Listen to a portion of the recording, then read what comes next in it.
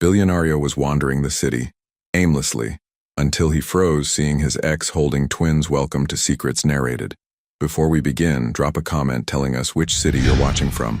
We love seeing how far our stories travel. When the story ends, don't forget to rate it from 0 to 10 and share what you felt along the way. And if you enjoy emotional stories filled with twists and hidden truths, make sure to follow Secrets Narrated so you don't miss the next one. Now, sit back, relax, and enjoy every detail. The city sparkled with 1,000 lights, but Miles Harrington saw none of them. At 42, Miles had everything most men dreamed of: a billion-dollar architectural firm that had reshaped skylines across America, a penthouse in Manhattan with floor-to-ceiling windows overlooking Central Park, invitations to every exclusive event from coast to coast. His tall, athletic frame carried custom Italian suits effortlessly, dark hair touched with distinguished silver at the temples, steel gray eyes that could command a boardroom with a single glance. Women turned their heads when he passed, drawn to the combination of classical features, quiet confidence, and that particular aura of power that only comes from building an empire from nothing. But tonight, New Year's Eve, Miles felt hollow. He'd left his own party an hour ago, 200 guests celebrating in his penthouse, champagne flowing, music pulsing, and simply walked out. His assistant had called 3 times. He'd ignored every buzz of his phone. The December air bit at his face as he walked through the streets of Lower Manhattan with no destination in mind. Around him, couples hurried past, laughing, holding hands, rushing toward celebrations. He pulled his coat tighter and kept walking. Miles stopped in front of Colette's, a discreet French restaurant tucked between 2 brownstones. The windows glowed warm gold. Through the glass he could see intimate tables, candlelight, people toasting the coming year. He'd brought Alara here countless times. The memory hit him harder than he expected. 4 years together. 4 years of late-night conversations, of her laugh that always started soft and grew until it filled the room, of mornings when he'd wake to find her sketching at the kitchen counter, lost in her own world. Alara Moore, 30 when they'd met, 34 when they'd ended it. Porcelain skin that flushed pink when she was embarrassed or passionate. Honey blonde hair she usually wore in a messy bun, though he'd loved it best when she let it fall in waves past her shoulders. Green eyes that seemed to see through every wall he'd ever built. She'd been a freelance graphic designer, talented but struggling to break through, living in a cramped studio in Brooklyn that she'd somehow made beautiful with thrift store finds and her own artwork. She'd never wanted his money, never asked for anything except his time, the one thing he'd failed to give enough of. They'd separated almost 2 years ago, not with screaming or betrayal, but with the quiet, devastating realization that they wanted different things. She'd wanted roots, family, a life that didn't revolve around quarterly earnings and international deals. He'd wanted, what? To prove something, to build something bigger. Even now he wasn't sure. Miles turned away from the restaurant, shoving his hands deep in his pockets. The separation had been mutual, civilized even. They'd hugged goodbye, promised to stay friends, never spoke again. In 2 years he'd dated 5 women. Beautiful, successful, interesting women. None of them had lasted more than 3 months. None of them had been Alara. His phone buzzed again. This time he pulled it out, ready to turn it off completely. That's when he looked up and froze. Across the street, perhaps 30 feet away, Alara emerged from a small boutique he hadn't noticed. She wore a long cream-colored coat, a dark green scarf wrapped around her neck. Her hair was longer now, falling in those waves he remembered catching the streetlight. But it wasn't just her that made his heart stop.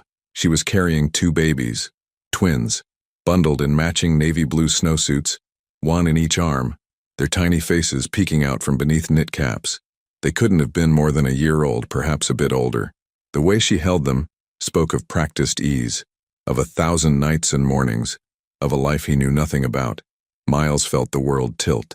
The babies, their features, even at this distance, even bundled against the cold, the shape of their faces, something in the way the one on her left turned its head with curious, wide eyes. His eyes. Alara adjusted her grip, balancing their weight naturally, and started walking down the sidewalk. She hadn't seen him yet. She was headed in his direction, though, moving carefully on the winter sidewalk, every step deliberate and protective. Miles couldn't move, couldn't breathe. 2 years. She'd been pregnant when they'd separated. She had to have been. The timeline crashed through his mind like a freight train. Their last night together, the week of silence after, The phone call when she'd said with heartbreaking gentleness that maybe they needed to accept they were heading in different directions. And then nothing. No word. No message. No midnight call saying there's something you need to know. Ilara was 20 feet away now. 15. One of the babies made a sound, a happy gurgle, and she smiled down, murmuring something soft. The streetlight caught her face fully now, and Miles saw everything time had touched. A maturity in her features, a strength that hadn't been there before. Lines of exhaustion around her eyes that spoke of sleepless nights, but also something luminous, something whole. She'd built a life without him. She'd built a family without him. 10 feet. Ilara glanced up from the babies, and her eyes met his. The recognition hit her like a physical blow. Miles saw it. The widening of her eyes, the sudden tension in her shoulders, the protective way she instinctively pulled the babies closer. They stood there, separated by a few feet and almost 2 years of silence, while the city celebrated around them and fireworks began to pop in the distance. Neither of them spoke. Miles looked at the children in her arms, at the impossible reality of their existence, and felt something crack open inside his chest. Grief and rage and longing all tangled together. She never told me. Ilara's lips parted as if to speak, but no words came. Her face had gone pale beneath the streetlight, and in her eyes, Miles saw something he couldn't quite name. Not fear, not shame, resignation, as if she'd known this moment would come eventually, and had been preparing for it for 2 years. Ilara, he finally managed, his voice rough. She drew in a shaky breath, clutching the twins tighter. Miles, she whispered back. And the world narrowed to just the 3 of them, the 4 of them, standing on a frozen sidewalk, while everything Miles thought he knew about the past 2 years shattered into pieces at his feet. Would you have told him? Or would you have chosen silence to protect what mattered most? Your participation means a lot to the channel. Please share your thoughts in the comments. The silence stretched between them like a chasm. Ilara's breath came out in visible clouds.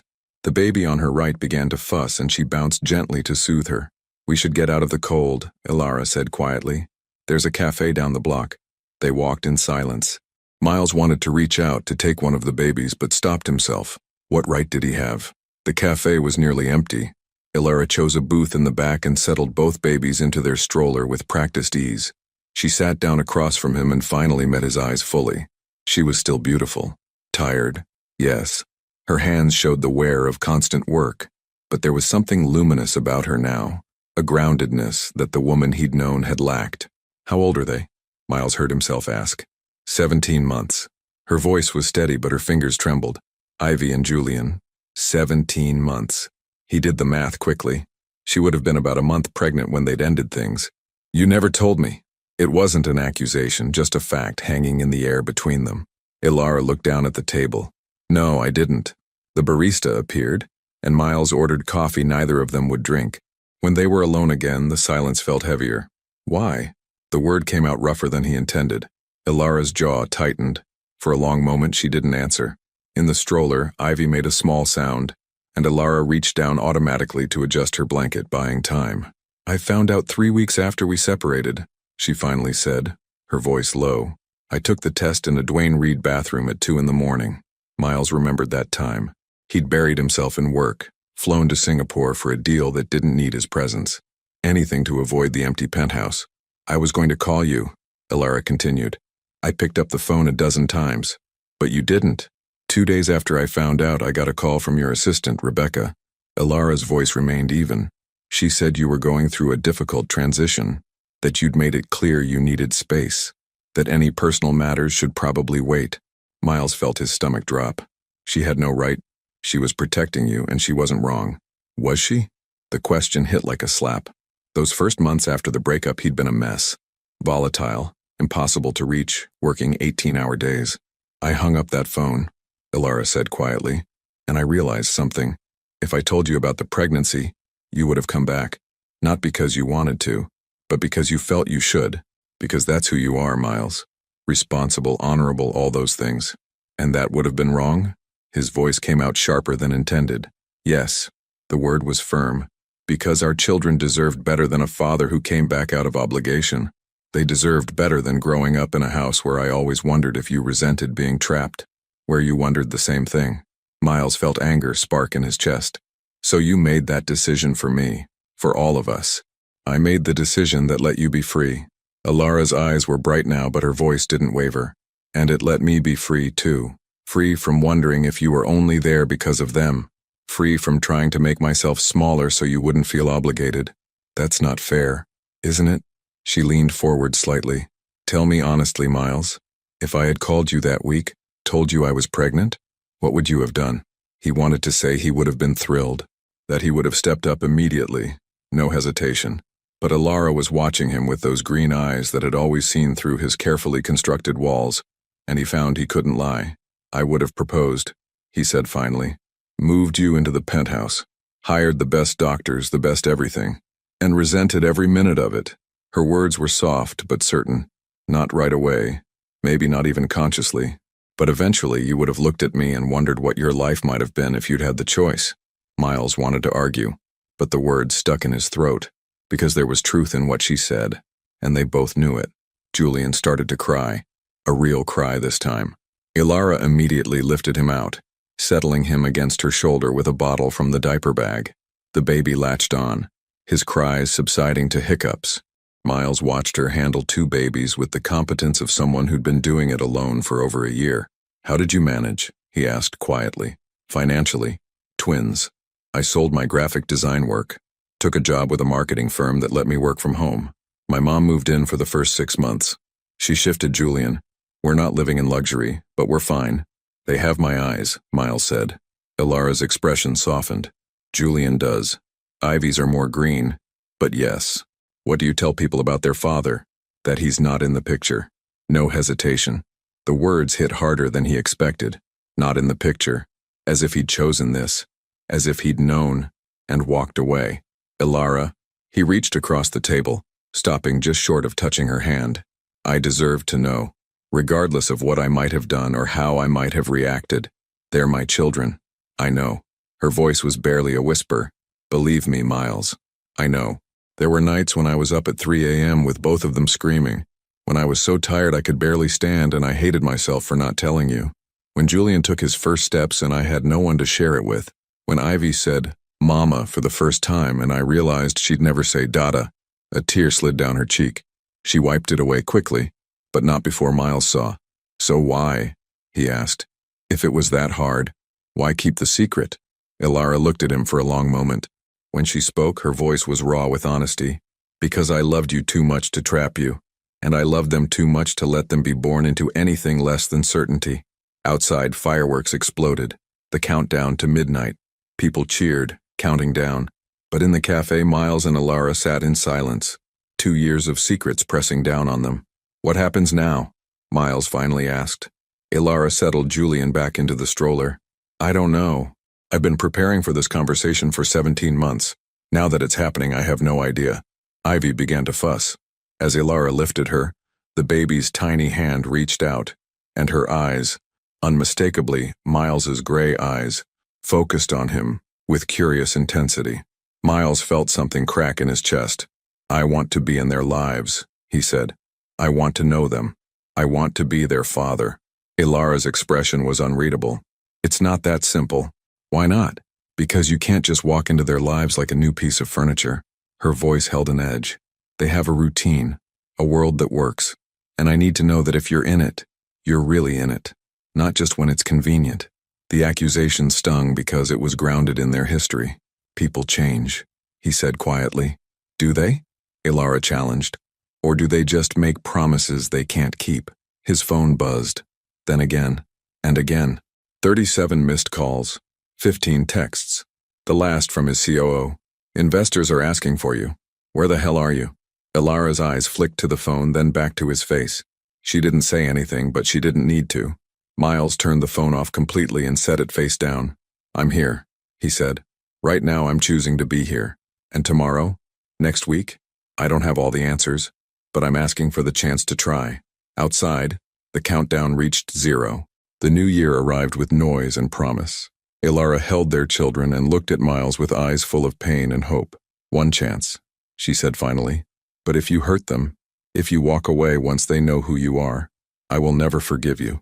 She began gathering her things, gave him an address for tomorrow afternoon, and walked out into the new year with his children. Miles sat alone and felt the full weight of everything he'd lost, and the terrifying possibility of everything he might still destroy. Miles stood outside the brownstone in Park Slope, staring at the address Alara had texted, a modest building, well-maintained, sandwiched between similar structures. Through the window he could see warm light and a colorful rug. He'd been standing there for 10 minutes, a bag of expensive toys in one hand, frozen. Before he could overthink further, the door opened. Alara stood there in jeans and an oversized sweater, hair in a ponytail, no makeup. "Were you going to ring the bell? Or just stand there all afternoon?" "I was preparing." Miles held up the bag. "I brought things." Alara glanced at the bag and something softened. "Come in." The apartment was small but carefully arranged. Worn couch, bookshelves with novels and children's books, organized toy bins, clean but lived in. The walls held photos. Alara pregnant, the twins as newborns, their first birthday, a life he'd never been part of. "They're napping," Alara said. "Usually sleep another 30 minutes. Miles set the bag down. The apartment felt too small for him, as if his presence took up too much space. "Coffee?" Alara asked. "Sure." He watched as she moved through familiar motions, grinding beans, filling the French press. Everything spoke of efficiency born from necessity. "You can sit," she said. Miles lowered himself onto the couch. A board book lay open. "Goodnight Moon." He picked it up. "That's Julian's favorite," Alara said, bringing coffee. "We read it 3 times last night." "And Ivy?" "The very hungry caterpillar. She tries to poke her fingers through the holes." A smile crossed her face. "She's the curious one. Julian's cautious, likes routine." Miles absorbed this hungrily. His children had personalities he knew nothing about. Alara, crying, erupted from the hallway. Both twins, waking simultaneously. Alara was on her feet instantly. "They're up. Do you want to?" Miles stood. "Yes." The nursery barely fit 2 cribs, a changing table, and a rocking chair. But the walls were soft yellow, with a painted mural of trees and birds. The twins stood in their cribs, red-faced, hands gripping rails. Ivy saw Alara first. "Mama, Mama!" But Julian's eyes fixed on Miles. His face crumpled. Crying intensified. "Hey, it's okay," Alara soothed, lifting Ivy. She glanced at Miles. "He's not good with new people." Miles felt his chest tighten. His son was afraid of him. "Julian," Alara said gently. "This is Miles. He's going to visit today." Julian pressed against the crib's far side, whimpering. "Can I try?" Miles asked. Alara hesitated, then nodded. "Move slowly." Miles approached carefully and knelt to Julian's level. "Hey, Julian. I know I'm new. That's scary, huh?" Julian stared, hiccuping, fist clutching the rail. Miles didn't reach for him, just stayed there, letting Julian decide. After what felt like forever, Julian's grip loosened. He took a step forward, then another. His small hand reached out, fingers stretching toward Miles's face. Miles held still as tiny fingers touched his cheek, exploring. "Gentle," Alara coached softly. Julian patted Miles's cheek, then pulled back, surprised. But he was smiling now. Small, uncertain. Something cracked open in Miles's chest. This was his son. "Can I pick him up?" Miles asked. "Try. If he fusses, put him down." Miles reached in slowly. Julian watched, uncertain, but didn't pull away. When Miles lifted him, Julian remained rigid, then gradually relaxed. The weight was impossibly light, terrifyingly precious. Julian studied his face, then reached up and grabbed Miles's nose. "He does that," Alara said with a smile. "Very interested in noses." Miles laughed and Julian's eyes widened. Then the boy giggled, bright and infectious. Ivy started laughing too. For a moment, Miles felt home. But Julian suddenly cried, reaching for Alara. "Mama, Mama!" Miles handed him over, trying not to feel the rejection. "It's okay," Alara said. "It's a lot for him." She settled both twins on her hips, impossibly. "I need to give them lunch. You can stay if you want." "Can I help?" She gestured to the counter. "Cut more fruit in that container." Miles found himself cutting strawberries while his children ate lunch, babbling to Alara in their own language. She translated, "Julian wants grapes and Ivy's asking for water." Such an ordinary moment, and Miles had never felt more like an outsider. "How do you do this?" he asked. "All of it. Every day. Alone." Alara wiped Ivy's face. "You just do. Because they need you. But don't you need help?" "Of course." Her jaw tightened. "There are days I'm so tired I feel like I'm collapsing. but asking for help felt like admitting I'd made the wrong choice. She lifted Julian out. Miles, we were together 4 years. I watched you choose work over dinner, over weekends, over me. Every choice told me where I ranked. That wasn't about you. It was about not being vulnerable. You could control a business. You couldn't control a relationship. The words stung. He'd poured himself into work because it made sense, had clear results. I'm trying, he said quietly. I know, but trying isn't enough. She gestured to the twins. This is every single day. Early mornings. Sick days, tantrums, endless repetition. It's beautiful and brutal, and it never stops. Her eyes met his. I need to know if you're ready for all of it. Not just the good moments. His phone buzzed. Once, twice, 3 times. Ilara's expression shuddered. You should get that, it might be important. Miles pulled out his phone. 7 missed calls. Text from his assistant. Emergency. Singapore deal falling apart. They need you on a call in 20 minutes. He stared at the screen, then at Ilara's back, at his children playing. This was the test. What was he willing to choose? The phone buzzed again. Miles, please. They're threatening to pull out. Julian looked up and smiled at Miles. Small, tentative. Miles turned off his phone. It can wait, he said. Ilara turned, surprise on her face. Miles, if it's work, it can wait. I'm here, and I'm staying. For the first time, her expression softened toward trust. Miles sat on the floor to play. Julian handed him a toy truck. Ivy climbed into his lap with a book. As they played, Miles felt his phone heavy in his pocket and wondered how many times he could make this choice before the cost became too high. 3 weeks had passed since New Year's Eve, and Miles had kept his word. Every day he showed up at the brownstone, sometimes for an hour, sometimes for the entire afternoon. He learned that Julian needed his stuffed elephant to nap, that Ivy refused to eat anything green unless it was mixed with applesauce, that both twins liked it when he read to them in his deep voice, even if they didn't understand half the words. He'd canceled meetings, rescheduled calls, and delegated more in 3 weeks than he had in 3 years. His COO had stopped looking surprised when Miles left the office at 5. His assistant had learned to block out family time on his calendar without being asked. The Singapore deal had fallen through. 2 potential investors had pulled out of a major project because Miles wasn't available for crucial meetings.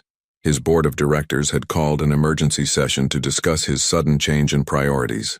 Miles told them all the same thing. His priorities hadn't changed. They'd been corrected. But tonight, sitting in his penthouse at 11 p.m. with a glass of scotch he hadn't touched, staring at the financial reports spread across his coffee table, Miles felt the weight of every choice crushing down on him. His company was stable, successful, worth billions, but it was also used to having him available 24/7, used to him being the one who swooped in to save deals and smooth over problems. Without that constant presence, cracks were starting to show. The question he couldn't escape: how long could he maintain this balance before something broke? His phone rang. Ilara's name lit up the screen. She never called this late. Hello? Miles. Her voice was strained, shaky. I need help. He was on his feet instantly. What's wrong? Are the kids okay? They're sick. Both of them. High fevers. They won't stop crying. And Julian threw up twice. I called the pediatrician and she said to bring them to the ER if the fevers don't break, but I can't. Her voice cracked. I can't carry them both down the stairs and drive, and I don't have anyone else to call, and I'm coming right now, don't move. Miles was out the door before she could respond, not bothering with a coat, taking the stairs instead of waiting for the elevator. His driver had gone home hours ago, so he grabbed his own keys and drove himself, breaking every speed limit between Manhattan and Brooklyn. 20 minutes later, he burst through Ilara's door. She'd left it unlocked for him. The apartment was dim except for a lamp in the nursery, and he could hear crying before he even made it down the hall. Ilara sat in the rocking chair, Ivy limp and feverish in her arms, tears streaming down Ilara's face. Julian lay in his crib crying weakly, his face flushed red. Thank God, Ilara whispered when she saw him. His fever is 103. Hers is 102.5. I gave them medicine an hour ago, but it's not helping and I don't know what to do. We're going to the hospital, Miles said, already reaching for Julian.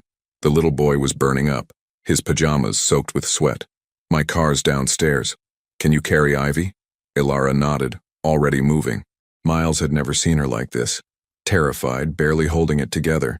She was always so capable, so in control. Seeing her fall apart made his own fear spike. They made it to the car, Ilara in the back with both car seats that Miles had insisted on buying 2 weeks ago. The twins cried weakly the entire drive, and Miles pushed the car faster, his hands white-knuckled on the steering wheel. "They're going to be okay," he said, not sure if he was reassuring Ilara or himself. "Kids get fevers. It's normal. Julian has never been this hot," Ilara said, her voice breaking. "And Ivy won't drink anything. What if they're dehydrated? What if—" "They're going to be okay," Miles repeated, more firmly this time. "We're almost there." The ER was chaos. Crying children, exhausted parents, antiseptic smell. Miles walked straight to registration with Julian burning up in his arms. "My son and daughter both have fevers over 102. They need to be seen immediately." Something in his expression made the nurse nod. "Let me get you back to triage." The next 3 hours blurred. Doctors, tests, monitors. Julian had an ear infection. Ivy had strep throat.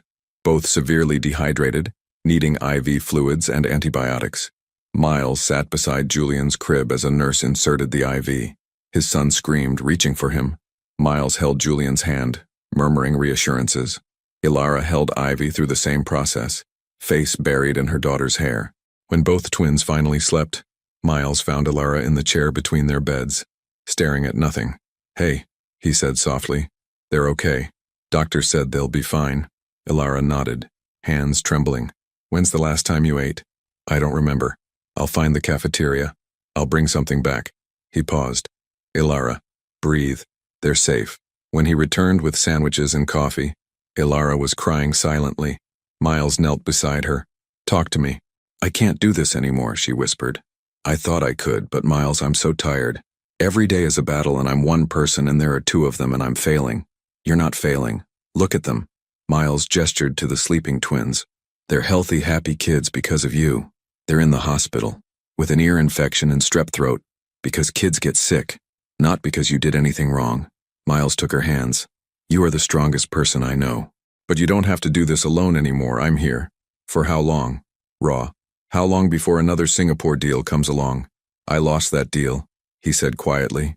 $50 million, because I wasn't available." Ilara's eyes widened. "Miles, and I'd lose it again 100 times over." He squeezed her hands. "Because I finally understand what matters. It's not boardrooms. It's sitting here at 2 a.m. making sure our kids are okay." Tears spilled down her cheeks. "You say that now? I'm not perfect, I'll mess up, but I'm not going anywhere." He wiped her tears. "Not now. Not ever." She leaned forward, resting her head on his shoulder for the first time in almost 2 years. Miles wrapped his arms around her. "I'm sorry," she whispered, "for not telling you. You deserve to know. And I'm sorry for giving you reasons to doubt me." They sat like that while their children slept peacefully nearby. Around 4 a.m., a nurse came in to check vitals. Julian's fever had broken. Ivy's was coming down. They could probably go home by morning. "You should try to sleep," Miles said to Ilara. "I'll stay up with them." "Miles, you don't have to." "I want to." He guided her to the small couch against the wall. "Lie down. I've got this." Ilara was too exhausted to argue.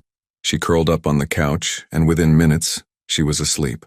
Miles settled into the chair between his children's beds, watching them breathe, counting each rise and fall of their small chests. Julian's hand was curled around his stuffed elephant. Ivy had managed to kick off her blanket, and Miles carefully tucked it back around her. His phone buzzed. He'd forgotten about it completely.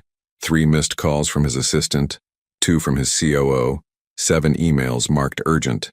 There was a time when those notifications would have sent him into immediate action mode, when he would have stepped into the hallway to take calls, juggling a crisis while his personal life waited. But that time was over. Miles silenced his phone and set it face down on the table beside him.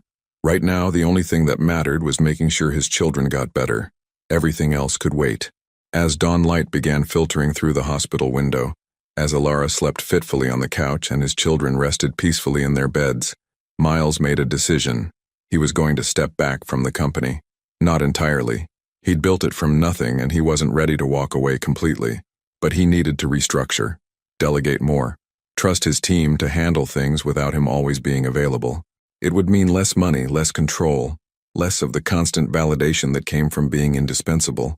But it would mean more mornings with his children, more evenings reading bedtime stories, more moments like this, where he got to be present for the hard parts and the beautiful parts and everything in between. The choice suddenly seemed simple. Around 7 a.m., Alara stirred. She checked on the twins, both cooler now, sleeping peacefully. "Thank you," Alara said, turning to face him. "For coming, for staying. You don't have to thank me, they're my children too. This is where I'm supposed to be." Alara studied him, and Miles saw the beginning of trust. Before either could speak, the door opened. A woman stood there, late 50s, well-dressed, sharp features, calculating eyes. Expensive handbag. "Miles," she said coolly, "your assistant told me I might find you here, though I didn't expect a pediatric ward." Miles felt his body go cold. "Mother, what are you doing here?" Margaret Harrington stepped in, gaze moving from Miles to Alara to the twins. Her expression didn't change, but Miles saw when she connected the pieces. "I see," she said quietly.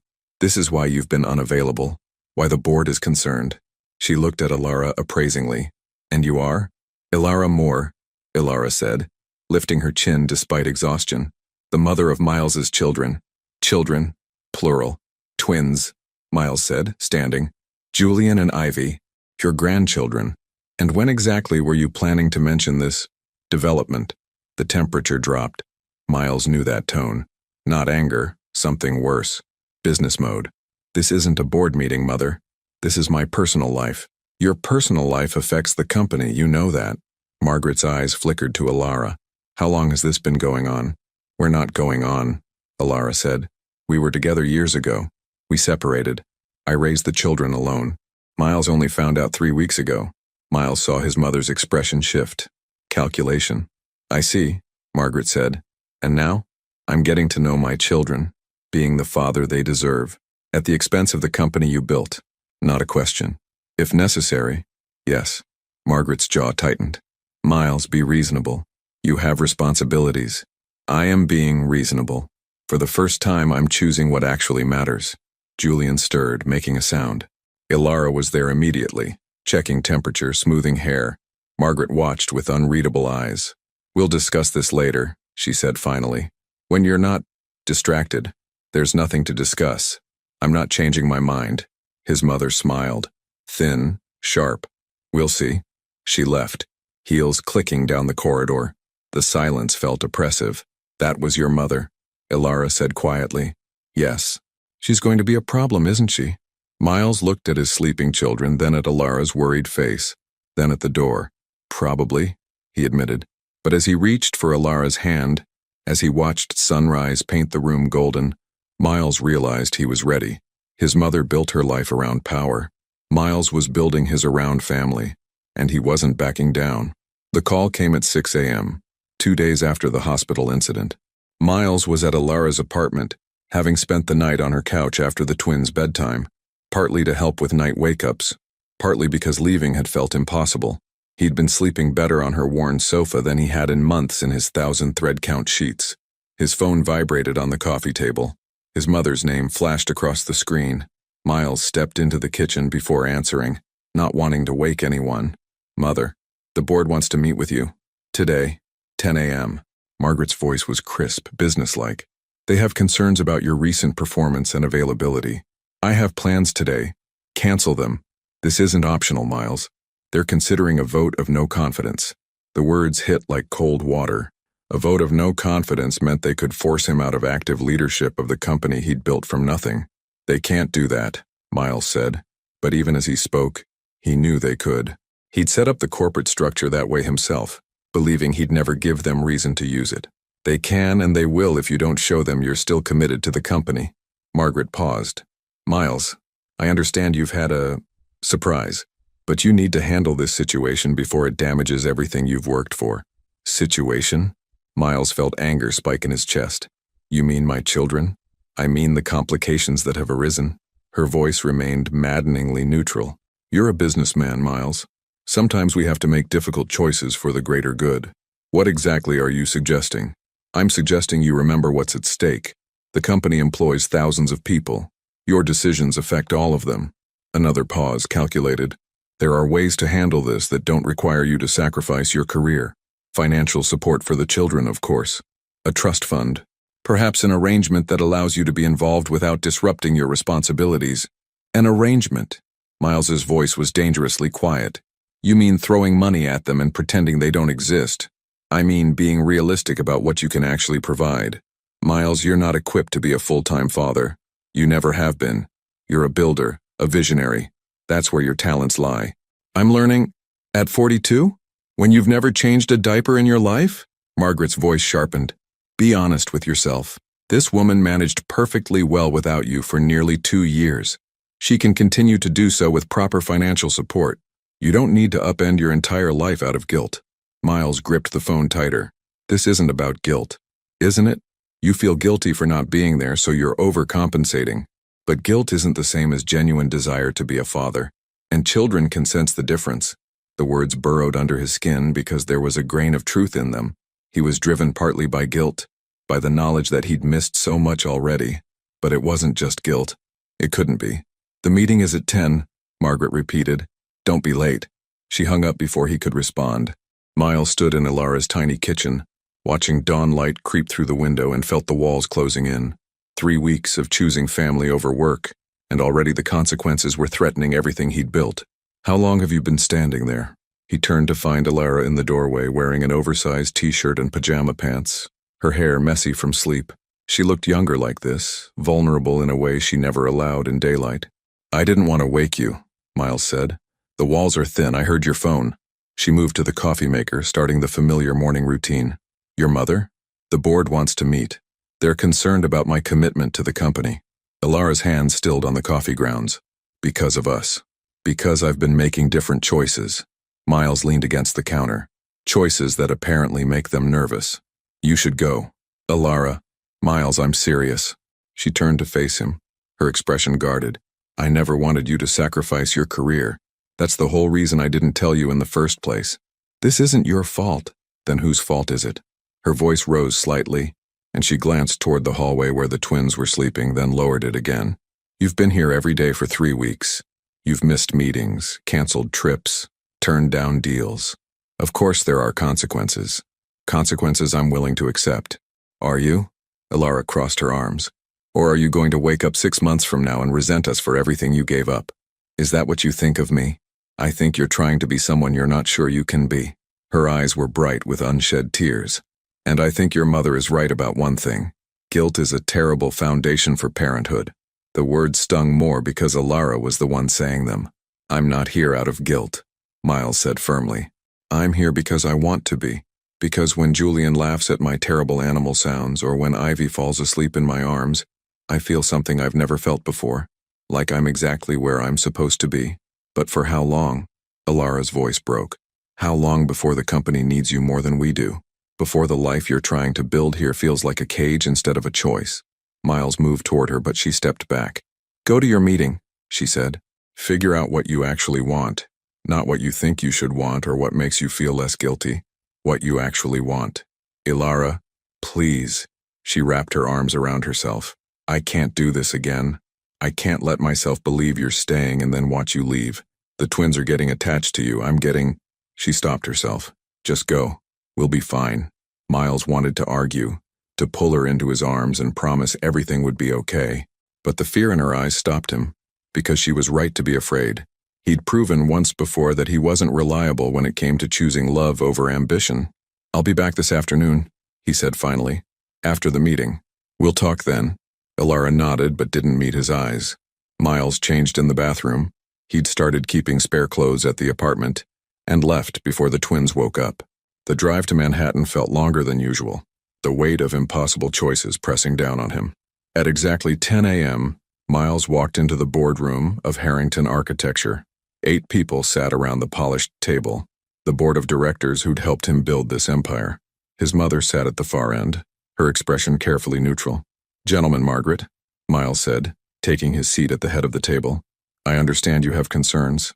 Robert Chen, the CFO and longest-serving board member, spoke first. Miles, we've worked together for 15 years. I respect everything you've built here, but the last month has been concerning. Concerning how? You've missed 14 meetings. Another board member, Patricia Whitmore, said bluntly. Delegated 3 major client presentations. The Singapore deal fell through specifically because you weren't available for negotiations. I've been dealing with a personal situation. We understand that, Robert interrupted gently, and we're sympathetic. But Miles, this company has always worked because you were available, because clients knew they could count on you personally. Without that, we're just another architecture firm. Perhaps that's not such a bad thing, Miles said carefully. I've been considering restructuring anyway, promoting more people into leadership roles, distributing responsibilities. You're talking about stepping back. Margaret's voice cut through the room. After 15 years of being the face of this company, you want to become a passive investor. I'm talking about creating a sustainable model that doesn't require me to be available 24/7. Because of children you didn't know existed a month ago. Patricia's tone wasn't cruel, just matter of fact. Miles, I have 3 kids. I understand the pull of family, but I also understand that building a career requires sacrifice. We all make choices, and I'm making mine now, at the expense of everyone who depends on this company for their livelihoods, Margaret said. Thousands of employees, Miles. Hundreds of contractors. Clients who trusted us because they trusted you. The guilt she was wielding like a weapon landed exactly as intended. Because she wasn't wrong. His choices didn't just affect him. What exactly are you proposing? Miles asked. Robert exchanged glances with the other board members. We want assurance that you're committed to the company. A clear plan for how you'll balance your personal situation without impacting operations. And honestly, we need to see the Miles Harrington we've worked with for 15 years, not this distracted version. I'm not distracted. You left your own New Year's party without telling anyone, Margaret interjected smoothly. You've turned off your phone during business hours. You've made it clear that your new family takes priority over everything else. They should take priority, Miles said, heat entering his voice. They're my children. Then perhaps you need to decide, Patricia said quietly, whether you can be both the father they need and the CEO this company needs. Because right now, it seems like you're failing at both. The words hit harder than anything else that had been said, because there was truth in them. He wasn't fully present with the twins because he was always worried about work, and he wasn't effective at work because he was thinking about the life he was building in Brooklyn. What do you want from me? Miles asked. Margaret leaned forward. Recommit to the company. Full-time like before. We'll help you set up a generous support system for the children. Nannies, private schools, whatever they need. You can be involved, certainly, but on a schedule that doesn't interfere with your responsibilities here. You want me to be a part-time father. We want you to be realistic about your capabilities and priorities. Margaret's voice was gentle, almost kind. Miles, you're brilliant at what you do, but you've never been a family man. There's no shame in acknowledging that. Miles looked around the table at the faces of people he'd worked with for years. People who'd helped him build something extraordinary. They weren't being cruel. They were being practical, and they were asking him to choose. I need time to think, Miles said finally. The vote is scheduled for next week, Robert said. We need your answer by then. Miles stood, the weight of the decision crushing down on him. You'll have it. He left the boardroom and found himself in his office, the space he'd occupied for 15 years, with its view of the Manhattan skyline and walls covered in architectural awards. Photos of buildings he'd designed, cities he'd helped reshape. His phone buzzed. A text from Alara. Twins are asking for you. Ivy keeps pointing at the door. Then another text, this one from his assistant. CNN wants to interview you about the Hudson Project. It's a huge opportunity. 2 worlds pulling him in opposite directions. Miles sank into his chair and pulled up his calendar. Meetings scheduled for the next 3 months. Site visits, client dinners, board presentations. The life he'd built, brick by brick, deal by deal. Then he pulled up his photos. The few dozen he'd managed to take over the past 3 weeks. Julian's first smile directed at him. Ivy covered in spaghetti sauce. Both twins asleep in his arms. A life he was just beginning to build, but one that already felt more real than anything in this office. His phone rang again.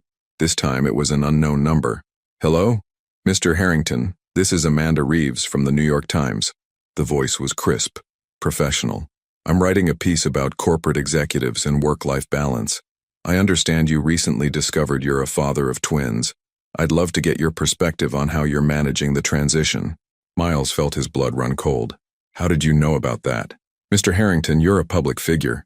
When you start showing up in Brooklyn instead of boardrooms, people notice. A pause. I have sources who say your board is concerned about your commitment to the company. Care to comment? Someone had leaked the story. Miles didn't need to guess who. No comment, he said, and hung up. But the damage was done. By tomorrow, his personal life would be splashed across business pages. The board would have more ammunition. And Ilara would see that being with him meant living under scrutiny she'd never asked for. Miles looked out at the Manhattan skyline, then down at his phone with Ilara's text still glowing on the screen. 24 hours ago, he'd thought the choice was becoming clear. Now he realized it had never been more impossible. His phone buzzed again. Another text from Ilara. "Never mind. I shouldn't have asked. I know you're busy." The words felt like a door closing. Miles grabbed his coat and walked out of the office, ignoring his assistant's questions about his afternoon meetings. He drove back to Brooklyn through afternoon traffic, his mother's words echoing in his head. "You've never been a family man, there's no shame in acknowledging that." But what if she was wrong? What if he could be both? Or what if trying to be both meant failing at everything? He parked outside Ilara's building and sat in the car for 10 minutes, trying to find the words to explain what was happening, what he was facing. Finally, he walked up the stairs and knocked. Ilara opened the door, the twins playing behind her. Her eyes were red-rimmed, as if she'd been crying. "Miles," she said quietly, "we need to talk." The words every man dreads, but Miles heard something worse in her tone. Resignation. "I know," he said. "I need to tell you what's happening. I already know." She held up her phone, and Miles saw the headline, "Billionaire CEO's Secret Twins, Miles Harrington's Double Life." The story was already out, and from the look on Ilara's face, everything he'd been trying to build was about to come crashing down. Miles stood frozen in Ilara's doorway, staring at the headline on her phone screen. The article included photos. Him leaving her building, carrying Julian, a grainy shot that someone must have taken from across the street. "How did they?" he started. "Does it matter?" Ilara's voice was tight, controlled, too controlled. "Come in. I don't want the neighbors seeing this conversation." Miles stepped inside. The twins were playing with blocks on the living room floor, oblivious to the storm breaking around them. Ivy looked up and smiled when she saw him, reaching her arms up. "Dada," she said clearly. Miles felt his heart stop. It was the first time she'd called him that. "She started this morning," Ilara said, her voice cracking slightly. "Both of them. They've been asking for you all day." The joy Miles should have felt was crushed under the weight of everything else. He moved to pick up Ivy, but Ilara caught his arm. "Not yet," she said. "We need to talk first." She led him to the kitchen while the twins played, putting distance between them and the children. When she turned to face him, Miles saw something in her expression that terrified him. Resignation mixed with determination. "My phone has been ringing all morning," Ilara said quietly. "Reporters, people I haven't talked to in years suddenly wanting to check in.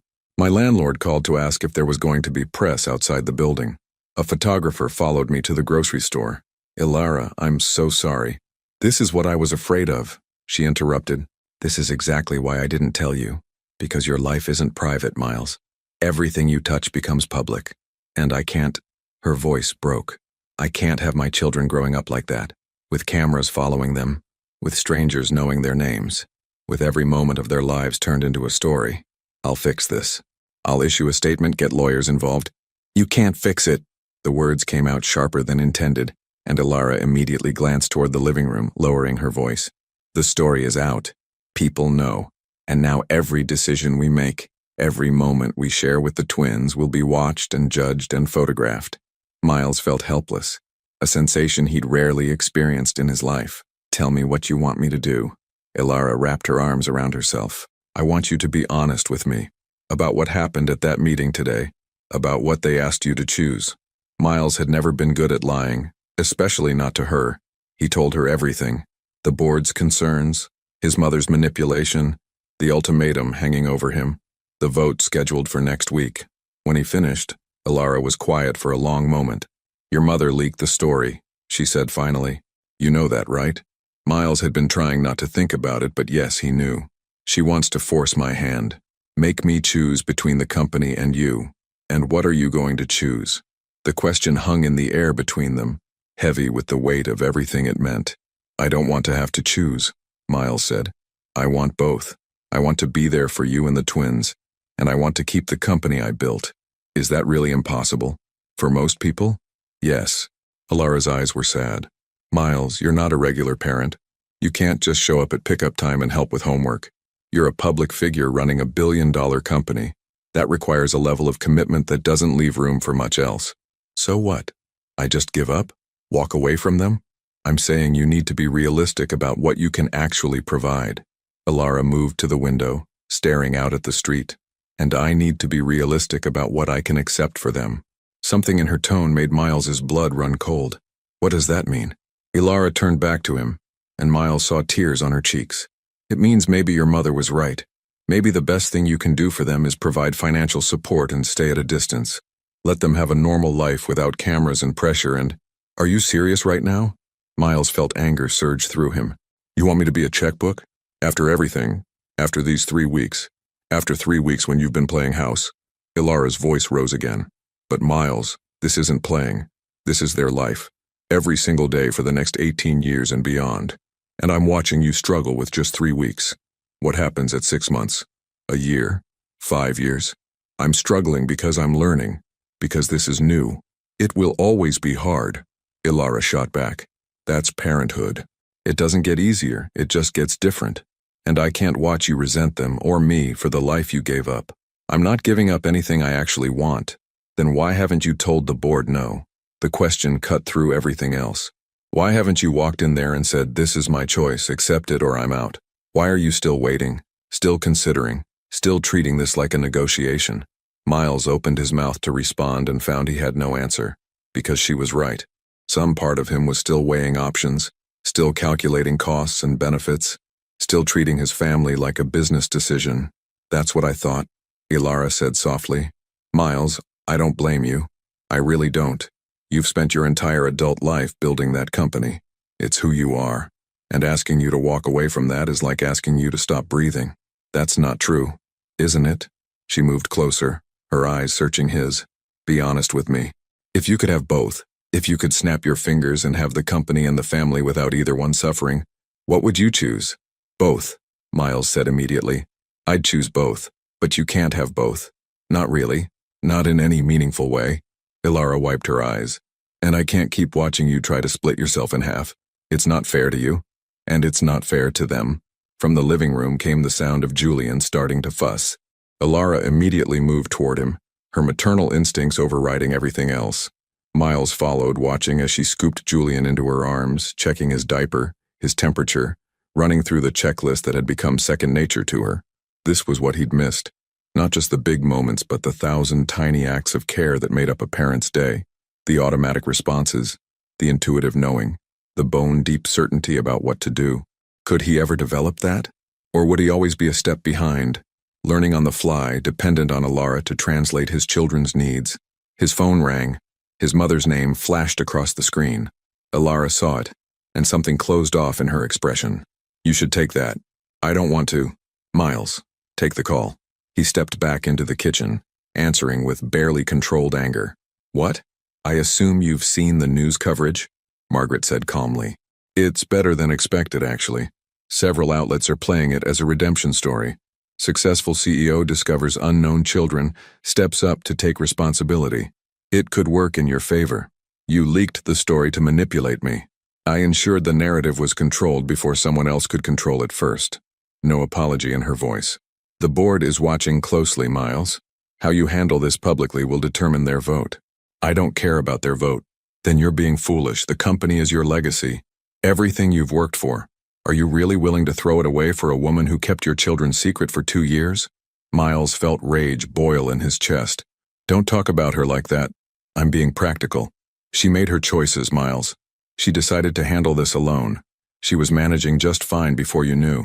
Maybe the kindest thing you can do is let her continue. That's not your decision to make. No, it's yours, but make it wisely. Margaret paused.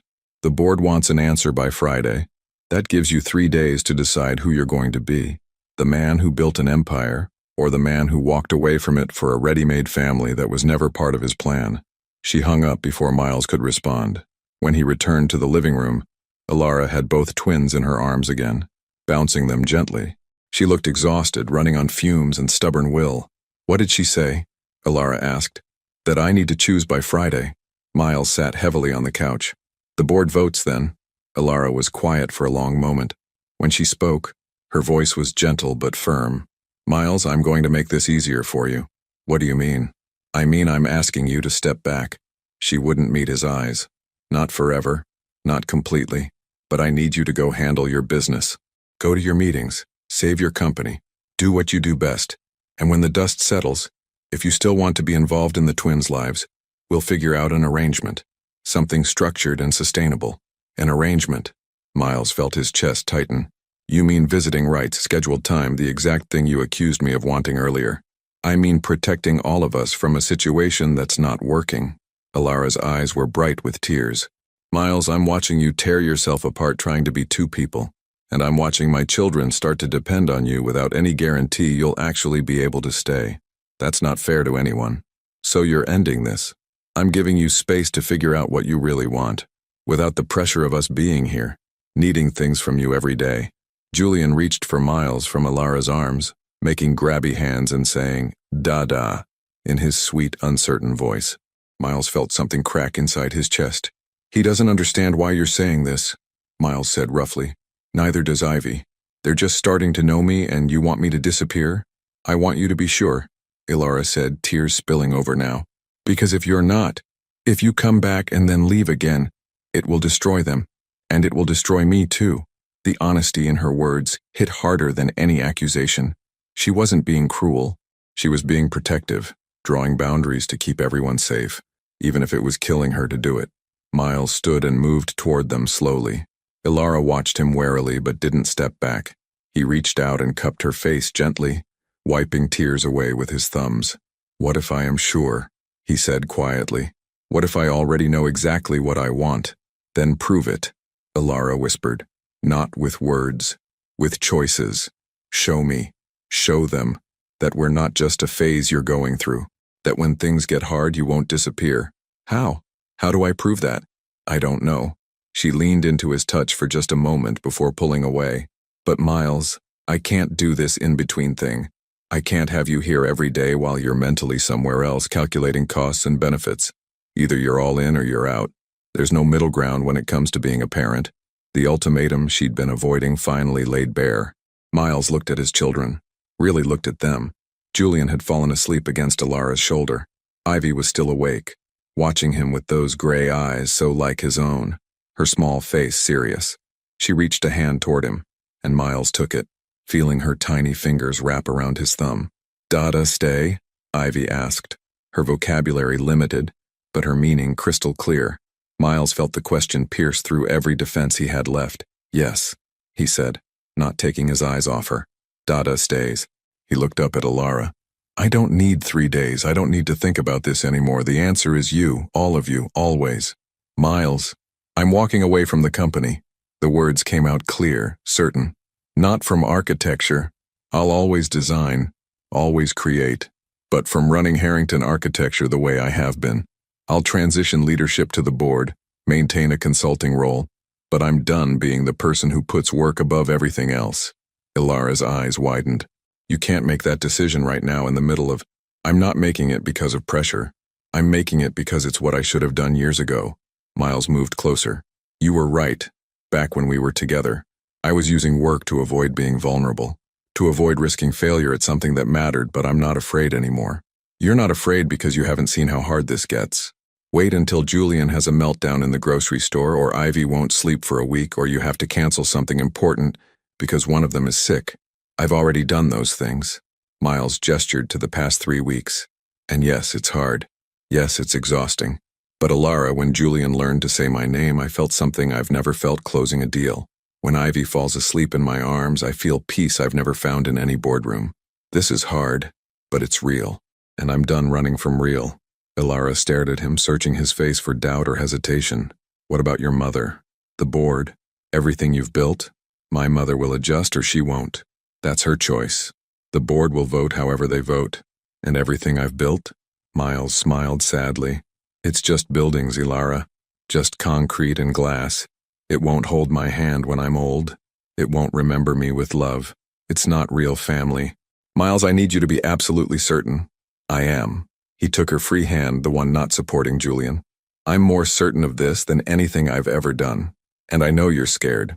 I know I've given you reasons not to trust me. But I'm asking you to give me one more chance. Let me prove this isn't guilt or obligation. Let me prove that I choose this. Choose you. Choose them. With my whole heart. Ilara closed her eyes, fresh tears streaming down her face. If you're lying, if you change your mind, I won't. You don't know that. Yes, I do. Miles squeezed her hand. Because for the first time in my life, I'm not calculating the cost. I'm just choosing love. The word hung in the air between them. Love, unspoken for almost 2 years but never really gone. Ilara opened her eyes and looked at him. Really looked. Seeing past the expensive clothes and the CEO persona to the man underneath. The man who'd been too scared to be vulnerable before but was finally ready now. Okay, she whispered. Okay. But Miles, you have to call the board tonight. You have to make it official before you can change your mind. I need to know this is real. I'll call them right now. Miles pulled out his phone, but Ilara stopped him. After the twins are in bed, she said softly, let's have one normal evening first. Just us, being a family, before everything changes. Miles nodded, pocketing his phone. They spent the evening like any other family might. Dinner with the twins, spaghetti that ended up everywhere, bath time, during which Julian discovered splashing and Ivy decided to drink bathwater, bedtime stories, 3 books each, no negotiations, and finally settling both children in their cribs. Miles read Goodnight Moon to Julian while Ilara read The Very Hungry Caterpillar to Ivy. Then they switched, each parent kissing each child goodnight. As they walked out of the nursery together, leaving the door cracked open, Ilara reached for Miles's hand. They stood in the hallway, hands intertwined, and Miles felt something settle in his chest. This was right. This was home. Make the call, Ilara said quietly. I'll be here.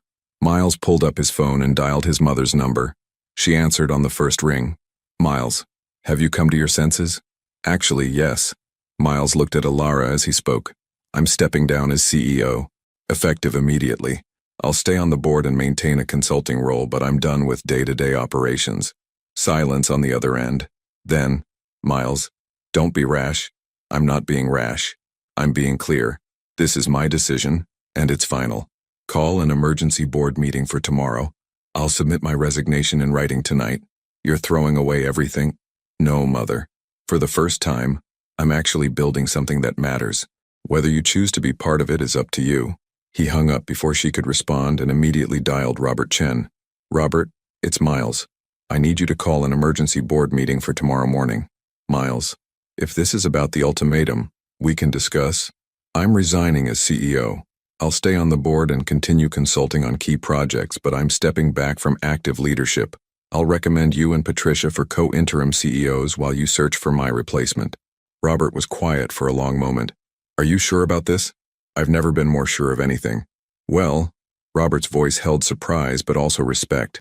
Then I wish you the best, Miles. Truly, you've built something extraordinary. I hope whatever you're choosing instead is worth it. Miles looked at Ilara, at the nursery door behind her where his children slept. It is, he said. Trust me, it is. After hanging up, Miles felt lighter than he had in years. No more divided loyalties. No more impossible choices. Just a clear path forward even if he wasn't sure exactly where it led. Ilara was watching him with an unreadable expression. That's it then, she said softly. You really did it. I really did it. Miles pulled her close, and for the first time she let herself lean into him completely. No taking it back now. She laughed shakily against his chest. No taking it back. They stood like that for a long moment. Two people who'd loved and lost and were tentatively finding their way back to each other, while in the next room their children slept peacefully. What happens now? Ilara asked. Now? Miles pressed a kiss to her hair. Now we figure it out. Together. And for the first time in 2 years, that answer felt like enough. The news broke at 6 a.m. Miles woke on Ilara's couch. He'd stayed the night again, unable to leave after the calls he'd made, to his phone vibrating nonstop. 53 notifications, 29 missed calls. The headline on every business site was some variation of the same story. Miles Harrington steps down as CEO of Harrington Architecture, secret family behind shocking decision. But it was the quotes that made his blood run cold. Mr. Harrington has chosen to prioritize personal matters over his professional responsibilities, his mother had told the press. While we respect his decision, it raises questions about judgment and stability that the board must address. She'd made it sound like he was having a breakdown. like the decision was impulsive rather than deliberate. Miles sat up, running his hands through his hair. The apartment was still dark, the twins not yet awake. Alara's bedroom door was closed. His phone buzzed again.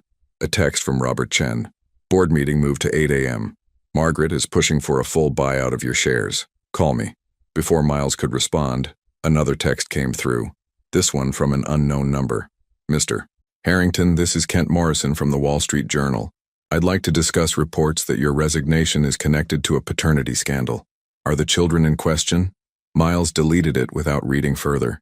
The bedroom door opened, and Alara emerged in pajamas, her hair a mess, eyes still heavy with sleep. She took one look at his face and immediately knew something was wrong. What happened? Miles held up his phone. My mother happened. Alara sat beside him on the couch, reading through the articles with growing horror. She's making it sound like you're unstable, like this was a mental health crisis. Because if I'm having a breakdown, the board can justify forcing me out completely, taking my shares, my voting rights, everything. Miles felt rage building in his chest. She'd rather destroy what I built than let me walk away on my own terms. Can she do that? If the board agrees I'm not mentally competent to make major decisions, yes. It's a clause I put in myself, ironically, to protect against hostile takeovers. Miles laughed bitterly. I never thought I'd need protection from my own mother. Alara was quiet for a moment, then, what do you need? The question surprised him. Not what are you going to do, or I told you this would be complicated. Just, what do you need? I need to get ahead of this story, Miles said. Issue my own statement, make it clear this was my choice, not a breakdown. Then do it. Now before the board meeting. Miles looked at her. You're not going to tell me I should have expected this? That this is exactly the mess you were trying to avoid? This is your mother being vindictive, Alara said firmly. That's not your fault, and it doesn't change what you decided last night. She reached for his hand. Unless you're having second thoughts? No. The answer came without hesitation. I meant every word I said. Then fight back. Not because you want the company, but because you deserve to leave it with dignity. Miles squeezed her hand gratefully, then pulled up his laptop. 20 minutes later, he'd drafted a statement and sent it to every major business publication. After 15 years of building Harrington architecture, I've made the decision to step back from active leadership to focus on what matters most. My family. This choice comes from a place of clarity and purpose, not crisis. I'm proud of what we've built and confident in the team that will carry it forward. As for my personal life, I ask for privacy as my children and their mother navigate this transition. Simple, direct. His own words, not filtered through his mother's narrative. He hit send just as crying erupted from the nursery. Both twins, waking up simultaneously as they often did. Alara started to rise, but Miles stopped her. I've got it. You make coffee. I'll handle the morning routine. She looked at him for a moment, then nodded. Ivy needs her diaper changed first, or she gets a rash. Julian will want his elephant before anything else. Miles absorbed the information and headed to the nursery. Julian was standing in his crib, tears streaming down his face, reaching for his stuffed elephant that had fallen to the floor. Ivy was sitting up, her face red with indignation at being awake. Hey, Miles said softly, scooping up the elephant and handing it to Julian. Here you go, buddy, I've got you. Julian clutched the elephant and immediately stopped crying, though he still hiccuped slightly. Miles lifted him out of the crib, then grabbed Ivy with his other arm. A maneuver that had seemed impossible 3 weeks ago but now felt almost natural. Morning, sweetheart, he said to Ivy, who was studying his face seriously. Ready to start the day? Ivy reached for his nose, grabbing it firmly. Dada. Something in Miles's chest expanded every time one of them said that word, like his heart was learning to hold more love than he'd known was possible. He managed to change both diapers, only getting kicked once by Ivy, which he considered a victory, and carry them both to the kitchen, where Alara had coffee brewing and was pulling out breakfast supplies. You're getting good at that, she observed, watching him settle both twins into their high chairs. I had a good teacher. Miles poured himself coffee, then started cutting up bananas the way Alara had shown him. Small pieces, nothing they can choke on. They moved through the morning routine together, feeding the twins, cleaning up the inevitable mess, wiping faces and hands, changing them into day clothes. It was so ordinary, so domestic, and yet Miles found himself more present than he'd been in any board meeting. His phone kept buzzing with calls and messages, but he ignored it. Right now, Julian needed help with his sippy cup, and Ivy was trying to climb out of her high chair. The rest could wait. Around 8:30, after the twins were settled playing with blocks, Miles finally checked his phone. 47 missed calls. Robert had texted, "Board meeting is a disaster. Your mother is pushing hard. Where are you?" Miles called him back, stepping into Alara's bedroom for privacy. "Miles, thank God," Robert said immediately. "The board is split. Half of them support your decision. Half think Margaret's right that this is impulsive. We need you here to defend yourself. I sent out a statement, which your mother is calling damage control from someone who's not thinking clearly." Robert's voice held frustration. "Miles, she's got ammunition. The Singapore deal, the missed meetings, the fact that you've known about these kids for less than a month and you're already restructuring your entire life. She's making a compelling case that you're not in a position to make rational decisions." Miles felt his jaw tighten. "What does she want?" "Full buyout of your shares at current market value. You'd walk away with about $2 billion in consulting rights, but no voting power, no board seat, no real say in the company's direction. Essentially cutting me out completely." "Yes." Miles was quiet for a moment, thinking. $2 billion was more money than most people could imagine. He could live comfortably forever, provide for his children, never work another day in his life, but it also meant watching his mother take over everything he'd built, watching her reshape it in her image, erase his influence, prove that he was replaceable.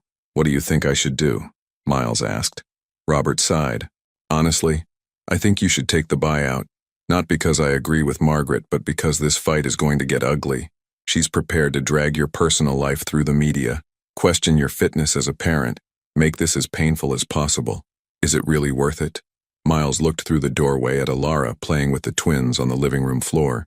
Julian was showing her a block tower he'd built, and she was praising him like it was the Taj Mahal.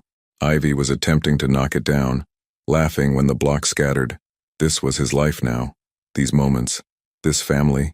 Did he really want to spend the next months or years fighting his mother in court, in the press, in boardrooms, exposing Alara and the twins to more scrutiny and judgment? "Tell them I'll take the buyout," Miles said quietly. "But I want it in writing that the transition is presented as my choice, not the board forcing me out. And I want a confidentiality agreement that protects my family from further media exposure." "Miles, are you sure?" "Yes. End this today, Robert. I'm done fighting." After he hung up, Miles sat on the edge of Alara's bed for a moment, processing what he'd just agreed to. He'd built Harrington architecture from a one-room office and a single contract. 15 years of his life poured into making it one of the most respected firms in the country, and he'd just signed it away in a 5-minute phone call. But when he walked back into the living room and saw Ivy toddle over to him on unsteady legs, arms reaching up saying, "Dada up," when he lifted her and felt her small body relax against his chest, Miles knew he'd made the right choice. "Everything okay?" Alara asked, her eyes worried. "Everything's fine." Miles sat on the floor with Ivy in his lap. Julian immediately crawled over, wanting to be included. "I took the buyout. I'm officially out of the company by end of business today." Alara's eyes widened. "Miles, that's huge. Are you okay? Honestly?" Miles looked at the children, then at her. "I'm relieved. It's done. No more fighting, no more divided loyalties. Just this. Just this," Alara echoed softly. "2 kids who still wake up at 5 a.m. in a 1-bedroom apartment in Brooklyn. Sounds perfect to me." Julian chose that moment to sneeze directly in Miles's face, and Ivy started crying because she'd dropped her toy. Miles found himself simultaneously wiping his face, comforting Ivy, and trying to find the missing toy, a level of multitasking that would have seemed impossible a month ago. Alara laughed, really laughed for the first time since New Year's Eve. "You sure about that perfect assessment?" Miles grinned at her over the chaos. "Positive."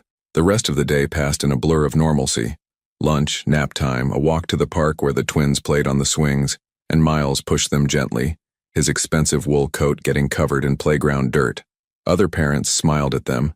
Just another family enjoying a sunny January afternoon. By the time they got back to the apartment, Miles had received the buyout papers via email. $2 billion transferred within 30 days. His name would remain on the company as founding architect, but he had no operational control. He signed them without hesitation and sent them back. That evening, after the twins were in bed, Miles and Alara sat together on the couch with glasses of wine, a luxury Alara admitted she rarely allowed herself. "So," she said quietly, "you're really done. No company, no CEO title, no empire to run. No company, no CEO title, no empire. Miles confirmed. He felt lighter saying it out loud. Just an unemployed billionaire with no idea what he's doing with his life. What do you want to do? The question was simple, but Miles realized no one had asked him that in years. It had always been about what he should do, what the company needed, what would generate the most profit. I want to design again, he said slowly. Not skyscrapers and corporate buildings. Maybe houses. Spaces where families actually live. I want to learn how to be a good father. He looked at Alara, really looked at her. I want to see if we could try again, for real this time. Not just as co-parents, but as us. Alara's breath caught. Miles, I know I'm asking a lot. I know I hurt you before, and I know I have to earn your trust back. But Alara, these past few weeks being around you again, it reminded me why I fell in love with you in the first place. He reached for her hand. You're brilliant and fierce, and you've built something incredible with these kids, and I want to be part of it. Not just with them, but with you. Alara's eyes were bright with tears. I'm scared. Me too. What if it doesn't work? What if we try and fail and the kids get hurt in the crossfire? Then we'll have tried, Miles said gently. And we'll handle it like adults who love their children more than they fear failure. But Alara, what if it does work? What if we're actually better now than we were before? What if everything that happened, the separation, the twins, all of it, what if it made us into people who could actually make this work? Alara was quiet for a long moment, studying their intertwined hands. I never stopped loving you, she finally whispered. Even when I was furious with you, even when I convinced myself I was better off alone, I never stopped. Miles felt something unlock in his chest. I never stopped either. But love wasn't enough last time. No, but maybe we are enough now. Miles lifted her hand, pressing a kiss to her knuckles. Maybe we're finally ready to choose each other. Not perfectly, not without mistakes, but consistently, every day, even when it's hard. Alara looked at him for a long moment, and Miles saw the exact moment she made her decision. Saw the fear and hope war in her eyes. Saw her choose courage over self-protection. Okay, she said. We can try. But Miles, I need you to understand. I'm a package deal now. The kids come first always. And if at any point this gets messy or confusing for them, we pull back. Their stability matters more than our relationship. Agreed. And we go slow. No moving in together immediately. No rushing into making big declarations. We date. We figure out if this actually works in real life, not just in theory. Dating the mother of my children, Miles said, a smile tugging at his lips. That's a new one. Welcome to modern romance. Alara smiled back, but it was tentative, fragile. I'm serious, though. We take this one day at a time. One day at a time, Miles repeated. He leaned forward slowly, giving her time to pull away. When she didn't, he kissed her softly. The first kiss in over 2 years. It felt like coming home and starting something new all at the same time. When they pulled apart, Alara rested her forehead against his. What have we gotten ourselves into? No idea, Miles admitted. But I'm looking forward to finding out. They sat together on the couch, talking quietly about logistics and boundaries and what this new version of them might look like. It wasn't dramatic or passionate. It was practical and honest and real. Around 11, Miles's phone buzzed. A news alert. Margaret Harrington, named interim CEO of Harrington Architecture. He showed it to Alara, who winced. How does that feel? Miles thought about it. A month ago, it would have destroyed him. But now, like someone else's problem, he said honestly. Let her have it. I've got something better. As if on cue, crying erupted from the nursery. Ivy, having a nightmare. Alara started to get up, but Miles stopped her. I'll go. Finish your wine. He walked to the nursery and found Ivy standing in her crib, tears streaming down her face, reaching for him. Miles lifted her out, settling her against his chest, rubbing her back in small circles. Shh, baby girl. Dada's here. You're safe. Ivy's cries gradually subsided to hiccups, then to heavy breathing, as she relaxed against him. Miles sat in the rocking chair, holding his daughter, and thought about all the nights like this he'd missed. All the moments of comfort and connection he'd given up chasing success. But he was here now, and he wasn't going anywhere. When Ivy was fully asleep again, Miles laid her gently back in her crib, making sure her favorite blanket was within reach. He checked on Julian too, adjusting his elephant and pulling his covers up. When he came back to the living room, Ilara was watching him with an expression he couldn't quite read. "What?" he asked. "You're really good at that now," she said softly. "The dad thing. I have a good teacher," Miles repeated, sitting back down beside her. "And a strong motivation to get it right." Ilara leaned against his shoulder and they sat in comfortable silence, the apartment quiet except for the distant sounds of the city. "Miles?" Ilara said after a while. "Yeah? Thank you. For choosing us. For real this time." Miles pressed a kiss to her hair. "Thank you for giving me the chance." Outside, the city continued its endless motion. Deals being made, empires being built, lives being lived at breakneck speed. But inside Ilara's small Brooklyn apartment, time moved differently. Slower, richer, full of the small, beautiful moments that actually mattered. And for the first time in his adult life, Miles Harrington was exactly where he belonged. 3 months had passed since Miles signed away his company. He'd expected regret, expected to wake up one morning and feel the loss of everything he'd built crushing down on him, expected to resent the choice he'd made.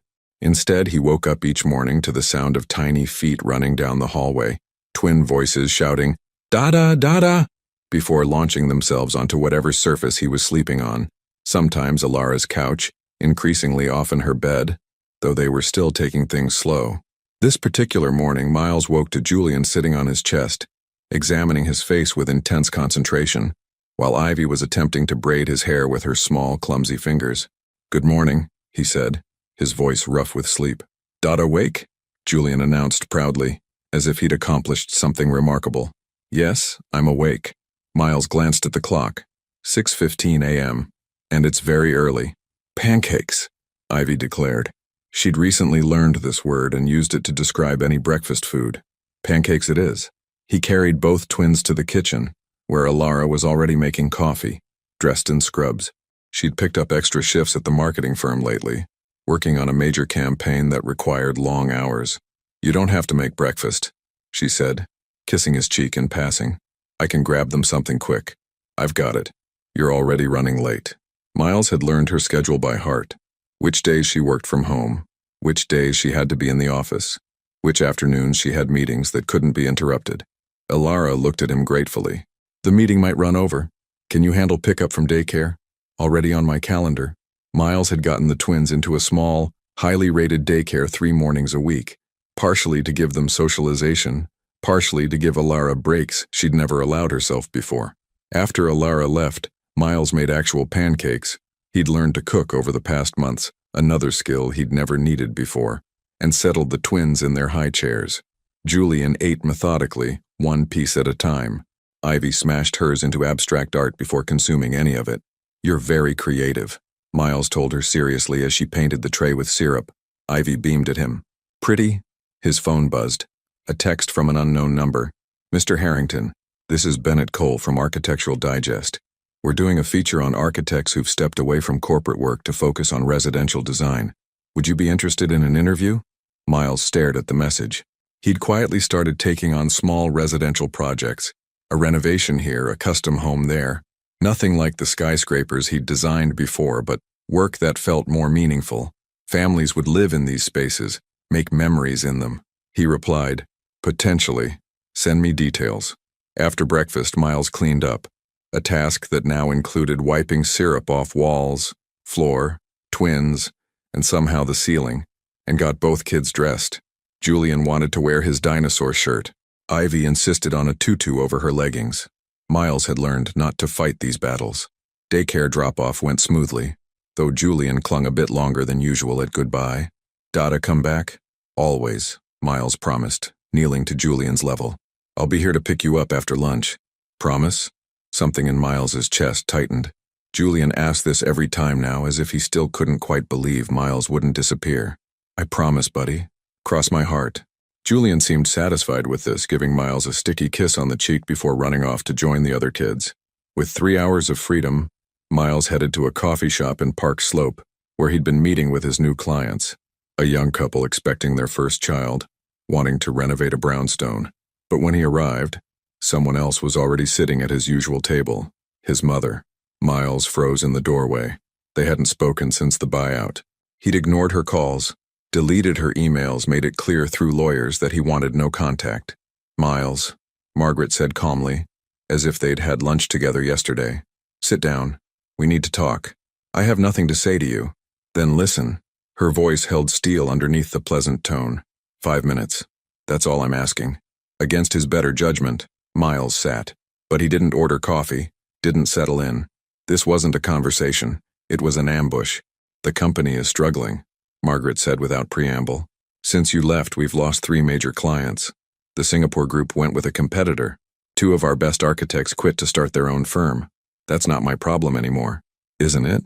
You built Harrington Architecture, don't you care what happens to it?" Miles felt the manipulation clearly now. This was her strategy: appeal to his ego, his sense of responsibility, his attachment to what he'd created. "I care," he said evenly. "But I also know that companies evolve. New leadership means new direction. You'll figure it out." Margaret's jaw tightened. "We need you back, Miles. Not full-time, but as a consultant. Your name, your vision, your client relationships. The board is willing to offer—" "No, you haven't heard the offer." "I don't need to." Miles leaned forward. "I'm done, Mother. I've built a different life now, and I'm not sacrificing it for the company. Not for any amount of money or prestige or guilt you try to leverage. This is about that woman and those children." Margaret's carefully neutral mask slipped slightly. "You've known them for 3 months, Miles. 3 months, and you've thrown away 15 years of work." "I've known my children for 3 months. I've loved their mother for 6 years. Miles stood. "And I'm not throwing anything away. I'm choosing what actually matters. You're being naive. This domestic fantasy you're living, it won't last. Eventually you'll wake up and realize you've traded an empire for playing house with someone who kept your children's secret from you." The accusation hung in the air, designed to plant doubt, to poison what he was building with Alara. "She kept them secret to protect them," Miles said quietly, "from exactly this kind of toxicity. And honestly, I don't blame her." He walked out before his mother could respond, his hands shaking with suppressed anger. In the car, he sat for a moment, breathing deeply, reminding himself that she was wrong, that this life he'd chosen was real and good and worth every sacrifice. His phone rang. Alara's name. "Hey," he answered, forcing brightness into his voice. "Miss me already?" "Miles, I need you to come to my office." Her voice was tight. "Wrong. Now. Please." Fear spiked through him. "What's wrong? Are you okay?" "Just come. I'll explain when you get here." 20 minutes later, Miles walked into the sleek Manhattan offices of Alara's marketing firm. The receptionist directed him to a conference room, where Alara sat with 2 people he didn't recognize, a man and woman both in expensive suits. "Miles, this is David and Jennifer Reeves." Alara's voice was eerily calm, but her hands were clenched in her lap. "They're attorneys." "Attorneys?" Miles looked between them, confused. "What's going on?" "Perhaps we should speak privately," David started, but Alara cut him off. "No. Miles needs to hear this." She looked at him, and Miles saw fear in her eyes. "They're here because someone filed a report with Child Protective Services, claiming that the twins are being endangered by having an unstable parent in their lives." The words didn't make sense at first. Miles just stared at her. "What?" "Someone, we don't know who yet, claimed that you've been exhibiting erratic behavior, that you're going through a mental health crisis, that allowing you unsupervised access to the children puts them at risk." Miles felt the ground shift under his feet. "That's insane. Who would—" But even as he asked, he knew. His mother. "CPS is required to investigate," Jennifer explained. "They'll be interviewing both of you, observing interactions with the children, checking the home environment. It's standard procedure when a report is filed." "This is retaliation," Miles said, anger flooding through him. "My mother is doing this because I won't come back to the company. If that's true, we'll prove it," David said. "But in the meantime, you need to be very careful. No outbursts, no confrontations. Everything you do will be scrutinized." Alara stood abruptly. "Can you give us a minute?" The attorneys left, and Alara turned to Miles with tears streaming down her face. "This is exactly what I was afraid of," she said. "This is why I didn't tell you in the first place. Because your life is complicated and public, and now my children, our children, are being investigated because someone wants to hurt you." "Alara, I'm so sorry. I know it's not your fault. I know your mother is the one doing this. But Miles, they're going to come into my home, question how I parent, judge every choice I've made. And if they decide you're actually unstable, they could remove the twins. Do you understand that?" They could take my babies away. Miles pulled her into his arms, feeling her shake with fear and fury. That won't happen. We'll prove this is malicious. We'll show them that the twins are healthy and safe and loved. Will we? Ilara pulled back, looking up at him. Because your mother clearly has resources and connections and a story about you having a breakdown. What do we have? The truth. And each other. Ilara laughed bitterly. The truth is you quit your job after finding out about secret children, and I'm a single mother who kept those children from their father for 2 years. We don't look great on paper, Miles. Then we make sure they see more than paper. They'll meet the twins, see how happy they are, they'll see us together, see that we're building something stable and healthy. And if that's not enough, Ilara's voice broke. If they decide Julian and Ivy would be better off in foster care while this is investigated, what then? Miles had no answer, because she was right to be terrified. CPS investigations could go wrong even when parents did everything right. And with his mother actively working against them, feeding false information, creating doubt. We fight, he said finally. Whatever it takes, we fight. Ilara nodded, wiping her tears. I need to pick up the twins early from daycare. The investigators want to observe them at home this afternoon. I'll come with you. Miles, maybe you shouldn't. I'm coming, he said firmly. I'm not hiding from this. If they want to investigate whether I'm fit to be in my children's lives, they can do it while I'm actively being their father. They drove to the daycare in tense silence, both lost in their own fears. When they arrived, the twins ran to them with uncomplicated joy, oblivious to the storm gathering around them. Dada, Mama! Julian showed them a painting he'd made, mostly handprints in primary colors. Look, it's beautiful, Miles said, kneeling to admire it properly. Should we hang it on the fridge? Yes. Julian's face lit up. Back at the apartment, Ilara tried to tidy up, but Miles stopped her. Let them see how we actually live. Trying to make it perfect will just make it look staged. So when the CPS investigator arrived, a woman named Lisa Torres with kind eyes and a notepad, she found a normal Brooklyn apartment with toys scattered on the floor, children's artwork on the walls, and 2 parents who were clearly exhausted but devoted. Lisa spent 3 hours with them. She watched Miles read to the twins, observed Ilara managing dinner prep while keeping both children entertained, asked questions about their routine, their medical care, their development. Mr. Harrington, Lisa said at one point, I understand you recently left your position as CEO of a major architecture firm. Can you tell me about that decision? Miles chose his words carefully. I discovered I had children I didn't know existed. That changed my priorities.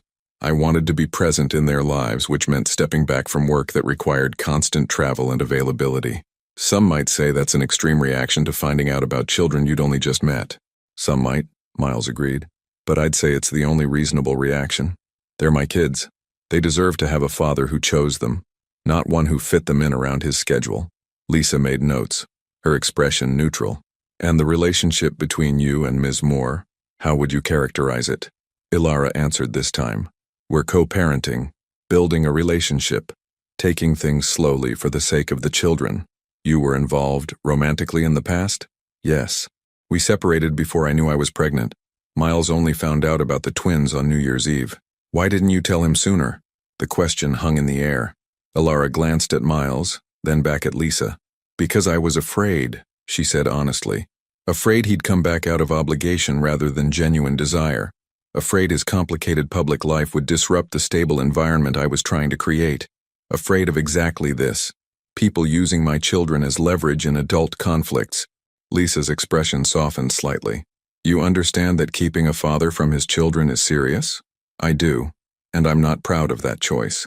But I made it believing it was best for them at the time. I was wrong. Miles has proven he's committed to being their father, and I'm grateful for that. After Lisa left, promising to file her report within a week, Miles and Ilara collapsed on the couch while the twins played quietly. How bad was that? Ilara asked. I don't know, Miles admitted. She seemed fair, but who knows what my mother has told them, what documentation she's provided. Ilara's phone buzzed. She looked at it and went pale. What? It's a message from someone at work. There's a photographer outside my building. They're asking employees about me, about the twins, about you. She looked up at Miles. Fear stark in her eyes. This is going to get worse before it gets better, isn't it? Miles pulled her close. Probably, but we'll get through it. I'm scared, Miles. Not just for the CPS investigation. I'm scared of what your mother might do next, of what other ways she might try to hurt us to get to you. Then we need to be smarter than her, more prepared. An idea was forming in Miles's mind. What if we didn't wait for her next move? What if we went public ourselves? What do you mean? I mean we control the narrative, do an interview, tell our story, show people that we're not some scandal or crisis. We're just a family trying to make things work. Ilara considered this. That feels risky. More exposure, more scrutiny. Or it removes her power. She's counting on us hiding, on being ashamed or defensive. What if we're neither? Before Ilara could respond, Julian toddled over, climbing into Miles's lap. Dada sad? Miles looked down at his son's worried face and felt something settle in his chest. This little boy, who'd known him for only 3 months, could already read his emotions, cared when he was upset. That was real. That mattered more than any investigation or media story. Not sad, buddy, Miles said, kissing the top of Julian's head. Just thinking. But I'm okay now. Ivy came over too, not wanting to be left out, and suddenly both twins were piled in their parents' laps, the 4 of them tangled together on the worn couch. We're going to be okay, Ilara said quietly, and Miles wasn't sure if she was talking to him or to herself. Whatever happens, we're going to protect them. Always, Miles agreed. That night after the twins were asleep, Miles made a call. Bennett Cole, this is Miles Harrington. About that interview for Architectural Digest? I'm interested. But I want to talk about more than just architecture. I want to talk about family, about choices, about what really matters when you strip away all the prestige and success. Bennett was quiet for a moment. That's not what I expected. But yes, absolutely. When can we meet? Tomorrow. And Bennett? I want full editorial control over anything about my children. Their safety is non-negotiable. Understood. I'll send over the terms. Miles hung up and found Ilara watching him from the bedroom doorway. You're really doing this, she said. We're really doing this, he corrected. Together, if you're willing. Ilara was quiet for a long moment, then nodded. Okay, but Miles, if this backfires, if it makes things worse for the twins, then we pull back immediately. Their well-being comes first. Always. She moved to stand in front of him, placing her hands on his chest. I'm trusting you. With everything. Don't make me regret it. I won't, Miles promised. Not again. She kissed him then, deep and certain, and Miles felt the shift between them. They weren't just co-parents anymore, weren't just tentatively dating. They were partners, united against whatever came next. And whatever came next, they would face it together. Even if that meant going to war with one of the most powerful women in New York. Even if that meant putting their private life on display. Even if that meant risking everything they'd built. Because some things were worth fighting for. And Miles Harrington had finally figured out exactly what those things were. The Architectural Digest photographer positioned Miles and Ilara on the couch in her living room. The same couch where they'd had their first real conversation 3 months ago. Where they'd fought and reconciled and slowly rebuilt trust.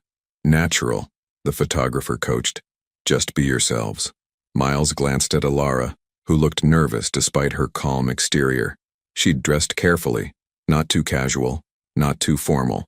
Just a woman in her own home. The twins played nearby with blocks, supervised by a production assistant who'd promised to keep them out of frame unless explicitly permitted.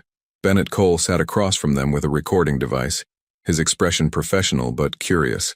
Ready? Miles reached for Ilara's hand. Ready? Let's start with the obvious question. Bennett began. Miles, you walked away from a billion-dollar company you built from nothing.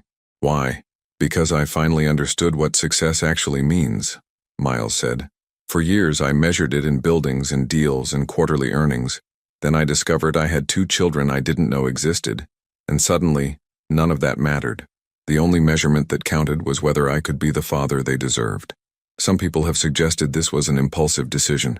A midlife crisis, perhaps. Miles felt Ilara's hand tighten in his. Some people want to believe that because it's easier than accepting that someone might choose family over fortune. But this wasn't impulsive. It was the most deliberate choice I've ever made. Ilara, Bennett turned to her. You raised the twins alone for nearly 2 years. That couldn't have been easy. It wasn't, Ilara said quietly. There were nights when I didn't think I'd make it to morning. When both babies were sick and crying, and I was running on 3 hours of sleep over 2 days. But I also had moments of pure joy. First steps, first words. First time they made each other laugh. I wouldn't trade those moments for anything. Why didn't you tell Miles about the pregnancy? This was the question they'd prepared for, but it still hurt to answer. Ilara looked at Miles, drawing strength from his steady presence. Because I loved him too much to trap him, she said. We'd separated for good reasons. Incompatible priorities. Different visions for the future. Finding out I was pregnant felt like forcing a choice on him that he wasn't ready to make. I thought I was protecting everyone by handling it alone. And now? Bennett asked. Do you regret that decision? Yes and no, Ilara admitted. I regret that Julian and Miles missed those first months together. But I don't regret giving Miles the space to choose fatherhood genuinely, not out of obligation. When he found out on New Year's Eve, he could have walked away, sent money, maintained distance. Instead, he chose to be present. That choice means everything. Bennett turned back to Miles. There are reports that your mother, Margaret Harrington, filed a complaint with Child Protective Services. Care to comment? Miles had debated whether to address this directly. His lawyers had advised against it. But Ilara deserved the truth to be public, deserved not to carry this burden in silence. My mother disagrees with my life choices, Miles said carefully. She believes I'm making a mistake by stepping away from the company. The CPS complaint is her attempt to force me back by threatening what matters most to me, my children's safety and Ilara's peace of mind. That's a serious accusation.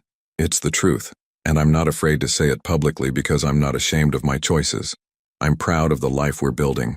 Proud of the father I'm becoming. If that makes me unstable in her eyes, so be it. Ilara spoke up. The investigator came to our home. She saw 2 happy, healthy children in a loving environment. That's the reality, regardless of what narratives people want to create.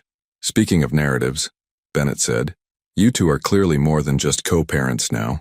Miles and Ilara exchanged glances. They'd agreed to be honest, but this felt vulnerable in a different way. We're figuring it out, Ilara said. We loved each other before, separated for good reasons, and now we're trying to build something better, something that accounts for who we are now, not who we were. Is marriage in the future? Maybe, Miles said, but we're not rushing. We have time to do this right. The interview continued for another hour, covering Miles's new architectural work, Ilara's career, their daily routine with the twins. By the end, even Bennett looked moved. This is going to be a powerful piece, he said as they wrapped up. Thank you for being so open. After the crew left, Miles and Ilara sat in the quiet apartment, the twins napping in the other room. That felt terrifying, Ilara admitted. But necessary, Miles said. Now the story is ours, not hers. His phone rang. Robert Chen. Miles, have you seen the news? What news? Your mother just held a press conference. She's claiming you're having a breakdown, that you've become obsessed with playing family to the detriment of your mental health. She's got statements from former colleagues, documentation of missed meetings, everything. Miles felt cold fury settle over him. She's escalating. She's trying to force your hand before your interview publishes. Miles, this is bad. She's got major outlets running with it. Miles hung up and pulled up his newsfeed. There it was. Concerns mount over Miles Harrington's mental state. Family members seek intervention. The articles painted him as unstable, obsessive, potentially dangerous. His mother had given interviews expressing deep concern for his well-being and worry about the children's safety. Ilara read over his shoulder, her face draining of color. She's trying to destroy you. She's trying to destroy us, Miles corrected. But she's too late. He called Bennett. How fast can you publish? We were planning on next month's issue. Publish it now. Online. Today if possible. I'll waive all review rights. Just get our story out before hers takes hold. Miles, that's risky. Do it, please. 6 hours later, as Miles and Ilara were putting the twins to bed, the article went live. Miles Harrington, on leaving it all behind. A conversation about fatherhood, love, and what really matters. The photos were beautiful. Miles reading to Julian, Ilara laughing with Ivy, all 4 of them tangled together on the couch. The interview was raw and honest, showing not a man in crisis, but a man who'd finally found clarity. Within an hour, it had gone viral. Within 3 hours, the narrative began to shift. People saw through Margaret's manipulation. They saw a father choosing his children, a woman protecting her family, a couple trying to build something real. Miles's phone exploded with messages of support. Former clients, old friends, people he hadn't heard from in years all saying the same thing. Good for you. This is what matters. But the most important message came from Lisa Torres, the CPS investigator. Investigation closed. No evidence of endangerment. Children are clearly thriving. Case dismissed. Ilara burst into tears when Miles showed her the email. It's over. They can't take them. Miles held her while she cried, relief and exhaustion finally breaking through her carefully maintained composure. We're safe, he murmured. We're all safe. The next morning, Miles's doorbell rang at his penthouse. He still owned it, though he rarely stayed there anymore. When he opened it, his mother stood there looking older than he'd ever seen her. May I come in? Miles almost said no, but something in her expression made him step aside. Margaret walked to the windows overlooking Central Park, the same view Miles had stared at countless times while building his empire. You won, she said quietly. The board voted this morning to accept my resignation. The publicity around the CPS complaint backfired spectacularly. I'm out. Miles waited, not trusting himself to speak. I thought I was protecting you, Margaret continued, from making a mistake, from throwing away everything you'd worked for. But I see now that I was really protecting myself, my vision of who you should be, my need to control the legacy I helped you build. She turned to face him. I was wrong, Miles. About the company, about those children, about that woman. I see that now. Do you? Miles kept his voice neutral. Or are you just saying what you think I want to hear? I don't expect forgiveness. I don't even deserve the chance to know my grandchildren. Margaret's voice cracked slightly. But I want you to know that I'm sorry. Truly sorry. And if there's ever a time when you're ready to let me try to be a better mother and grandmother, I'll be waiting. She left before Miles could respond, the door closing softly behind her. Miles stood alone in the penthouse that had once been his whole world, looking out at the city that had defined him for so long. Then he pulled out his phone and called Ilara. Hey, she answered. Everything okay? My mother just came by. Resigned from the company. Apologized. Do you believe her? Miles considered this. I don't know. Maybe. Eventually. But right now, I'm more interested in getting back to Brooklyn. Julian promised to show me his new block tower and I don't want to be late. He could hear the smile in Ilara's voice. Then you better hurry. You know how he gets when Dada's late. I'm on my way. Miles grabbed his keys and took one last look at the penthouse. This had been his castle, his fortress, his proof that he'd made it. But home was a one-bedroom apartment in Brooklyn with crayon marks on the walls and toys scattered on the floor. Home was a woman who'd trusted him when he didn't deserve it, and 2 children who called him Dada with uncomplicated love. Home was exactly where he was going. And this time, Miles Harrington knew he'd never lose his way again. 6 months after the Architectural Digest interview published, Miles stood in the backyard of the house he'd been renovating for the past 4 months. Not a mansion, not a penthouse, just a 3-bedroom craftsman in Park Slope with a small yard, good schools nearby and enough space for a family to grow. He'd designed every detail himself. The open kitchen where Ilara could cook while watching the twins play, the nursery with built-in bookshelves and a reading nook, the office where he could work on residential projects while still being present. Most importantly, the master bedroom had an ensuite bathroom, which meant Ilara wouldn't have to share with the twins anymore. Dada, look! Julian's voice called from across the yard. Miles turned to see his son pointing at a butterfly that had landed on the newly planted flowers. I see it, buddy. It's beautiful. Ivy ran over, wanting to chase the butterfly, but Miles caught her gently. Let's watch instead of chasing. See how pretty it is? Ivy studied the butterfly with serious concentration, then looked up at Miles. We be quiet? Very quiet, Miles confirmed. It was these moments, small, ordinary, perfect, that Miles had come to treasure most. Not the grand gestures or dramatic revelations, but the simple act of teaching his daughter to appreciate beauty without destroying it. Ilara emerged from the house carrying lemonade and sandwiches. She'd moved in 2 weeks ago, after months of careful steps forward, of proving that this time was different, that they were building something sustainable. Lunch is ready, she called. Wash your hands first. The twins ran to the outdoor faucet Miles had installed specifically for this purpose. Sticky hands after playing in the yard had become a daily occurrence. Miles watched them help each other reach the water, Julian lifting Ivy slightly so she could wash properly. They'd grown so much in 6 months. Julian was speaking in full sentences now, asking endless questions about how things worked. Ivy had developed a stubborn streak and a laugh that could light up a room. They fought over toys and hugged fiercely when one was upset. They were siblings, best friends, wholly themselves, and they were his. You're doing it again, Ilara said softly, coming to stand beside him. Doing what? Looking at them like you can't quite believe they're real. Miles smiled. Can you blame me? Sometimes I still wake up thinking this is a dream, that I'll open my eyes and be back in that penthouse alone, having missed all of this. Ilara leaned against his shoulder. Well, you're not. You're here. They're real. We're real. After lunch, while the twins napped inside, their new bedroom had blackout curtains and a sound machine, luxuries Ilara's old apartment had never afforded. Miles found Ilara in the kitchen, washing dishes. Leave them, he said. I want to show you something. He led her upstairs to the master bedroom, where he'd been working on a surprise. The room was finished now. Creamy walls, large windows overlooking the backyard, a king-sized bed that looked impossibly inviting after months of squeezing into Ilara's full size. But it was the wall opposite the bed that Miles was most proud of. He'd created a gallery wall of photos from the past 6 months. The twins' second birthday party, the 4 of them at Coney Island, Julian's first day at preschool, Ivy covered in paint during an art project, Miles and Ilara dancing in the kitchen while the twins laughed. A life documented, a family preserved. Ilara's hand went to her mouth. Miles, I know we've been taking things slow, Miles said, turning to face her. I know we agreed no rushing, no pressure. But Ilara, I need you to know something. He took her hands, his heart pounding harder than it ever had in any boardroom. 6 months ago, I thought I was choosing between my career and my family, but I wasn't. I was choosing between existing and actually living, between success and significance, between being important and being loved.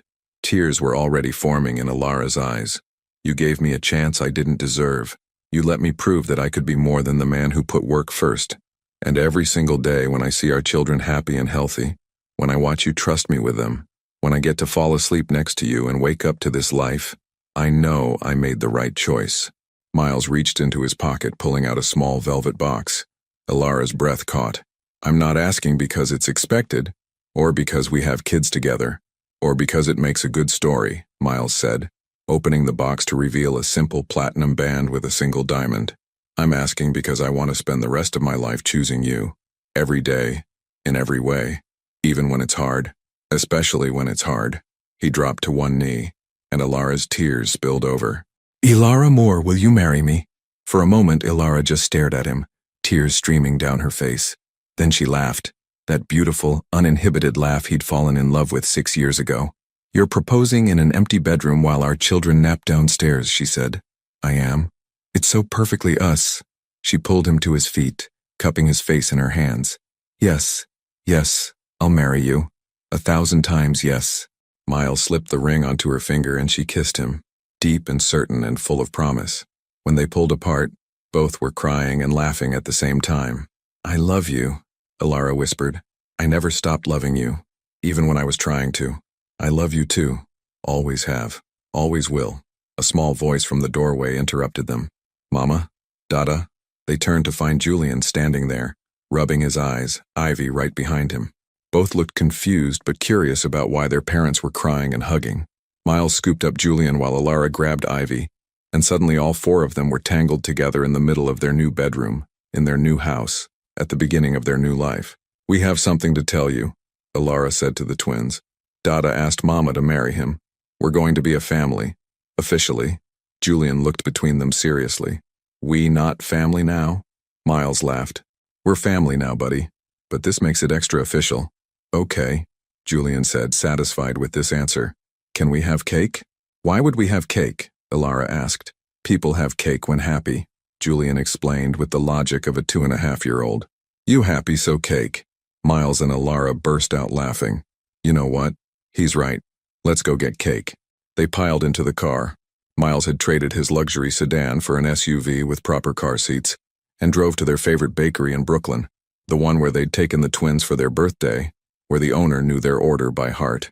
As they sat at a small table watching Julian and Ivy devour chocolate cake with more enthusiasm than technique, Miles reached across and took Ilara's hand. Thank you, he said quietly. For what? For giving me a second chance? For believing I could change for these 2 perfect, messy, beautiful children? For this life? Ilara squeezed his hand. Thank you for choosing it. For choosing us. Not everyone would have. Everyone else is missing out. Miles said, watching Ivy try to feed Julian a bite of cake and mostly miss his mouth. This is everything. That night, after the twins were bathed and in bed, in their new room with the blackout curtains and the mural Miles had painted of a forest with hidden animals, Miles and Alara stood in the doorway, watching them sleep. "You know what I just realized?" Alara whispered. "What?" "A year ago, I was alone in a one-bedroom apartment, convinced I'd made the right choice keeping them from you. Convinced I was protecting everyone by handling everything myself. And now? Now I can't imagine doing this without you." She turned to look at him. "You've become such an incredible father, Miles. They're so lucky to have you." "I'm the lucky one," Miles said, pulling her close. "All of this, you, them, this life, it's more than I ever thought I deserved." "You deserve it," Alara said firmly. "You earned it. By showing up, day after day, even when it was hard, by choosing love over ego, by being brave enough to change." They went to their own room, in their house with their children sleeping safely down the hall, and Miles felt a peace he'd never experienced before. He'd spent 15 years building an empire, measuring success in dollars and deals and buildings that touched the sky. But lying there with Alara in his arms, knowing his children were safe and loved, knowing he'd get to wake up tomorrow and do this all over again, that was the real empire. That was the only success that mattered. And Miles Harrington, former CEO, current father and fiancé, had finally figured out what it meant to have it all. Not everything, just the things that were real, just the things that would last, just love. 5 years later, Miles stood in the backyard of their Park Slope house. Bigger now, with an addition he'd designed himself to accommodate their growing family, watching chaos unfold with the kind of calm that only came from experience. Julian, now 7.5, was attempting to teach his younger sister, 3-year-old Sophie, how to kick a soccer ball. Ivy, also 7.5, was in the treehouse Miles had built last summer, reading a book and occasionally shouting down corrections to her twin brother's coaching technique. "Julian, you're confusing her," Ivy called. "Sophie, just kick it, don't think so much." "I am teaching her proper form," Julian shouted back with the indignation of someone whose expertise was being questioned. Sophie, caught between her older siblings' advice, simply picked up the ball with her hands and ran with it, laughing as Julian chased her. Miles smiled, making mental notes for the chaos. This was his life now. Beautiful, loud, completely imperfect. Alara emerged from the house, her hair pulled back in a messy bun, wearing paint-splattered jeans from the mural project she'd been working on in Sophie's room. She'd left the marketing firm 3 years ago to start her own design studio, working from the converted garage office Miles had built for her. "Your mother just called," Alara said, settling beside Miles on the porch swing he'd installed 2 years ago. "She wants to confirm Sunday dinner and asked if Sophie has any food preferences she should know about." Miles still marveled at this sometimes. His mother, who'd once tried to destroy them, now asking about his youngest daughter's dietary preferences. The reconciliation had been slow, painful, requiring family therapy and countless difficult conversations. But Margaret had done the work, proven through consistent action that she'd changed. She'd never get back the first years with the twins, but she was building something real with them now. And with Sophie, born 2 years after the wedding, Margaret had been present from the beginning, cautious, respectful of boundaries, but genuinely loving. "Sophie's in a chicken nugget phase," Miles said, "though she'll eat anything if Ivy's eating it." "That twin worship is real," Alara laughed. "Remember when Julian convinced Ivy that broccoli was tiny trees and she ate a whole plate? And then told everyone at preschool that her brother was a vegetable wizard." They sat in comfortable silence, watching their children play. This was Miles's favorite time of day. Late afternoon sun, everyone home, no urgent deadlines or crises, just family existing together. His phone buzzed. A text from Robert Chen. "New harbor project approved. Board wants to know if you're interested in consulting. Your choice, no pressure." Miles had maintained a consulting relationship with Harrington Architecture, now Chen Whitmore Architecture, after Robert and Patricia took over leadership. He took on maybe 3 projects a year, always on his terms, always with clear boundaries about availability. He typed back, "Send me the details. If timeline works with Sophie's preschool schedule, I'm interested." "Work?" Alara asked, reading over his shoulder. A habit from 5 years of complete transparency with each other. "Maybe. Harbor project. Could be interesting. But Sophie starts gymnastics next month, and Julian has that science fair thing, and Ivy's birthday party is coming up. Miles smiled. So we'll see if it fits. Look at you, prioritizing family schedules over billion-dollar projects, Ilara teased, but her eyes were warm. Who are you and what have you done with Miles Harrington? Miles Harrington learned that billion-dollar projects will always be there, but Sophie being 3, Julian being 7, Ivy's first chapter book obsession, these are happening right now, and I'm not missing them. Ilara leaned her head on his shoulder. You know what I was thinking about today? What? That night on New Year's Eve, when you saw me with the twins for the first time. Her voice went soft with memory. I was so terrified, certain you'd be angry or worse, indifferent. I'd played out 1,000 scenarios in my head and none of them ended well. And now? Now we're sitting here with 3 kids, a mortgage, and a mother-in-law who bakes cookies every Sunday. Ilara laughed. It's so far from any scenario I imagined, it's better. Miles pulled her closer. Do you ever regret not telling me sooner? Think about how different things might have been if I'd known from the beginning. Ilara was quiet for a moment, considering. Sometimes I wonder. But Miles, I don't think you were ready then. I don't think I was ready for you to be ready, if that makes sense. We both needed to grow into the people who could build this. She gestured at the house, the yard, their children playing. Maybe everything happened exactly when it was supposed to.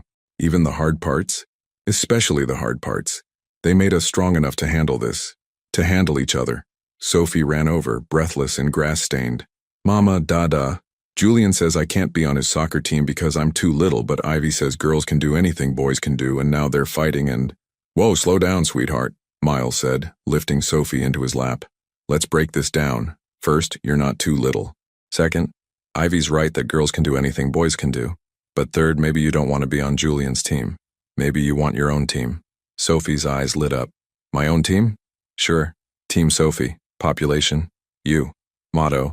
Having fun is more important than winning. Can Ivy be on my team? If she wants to be.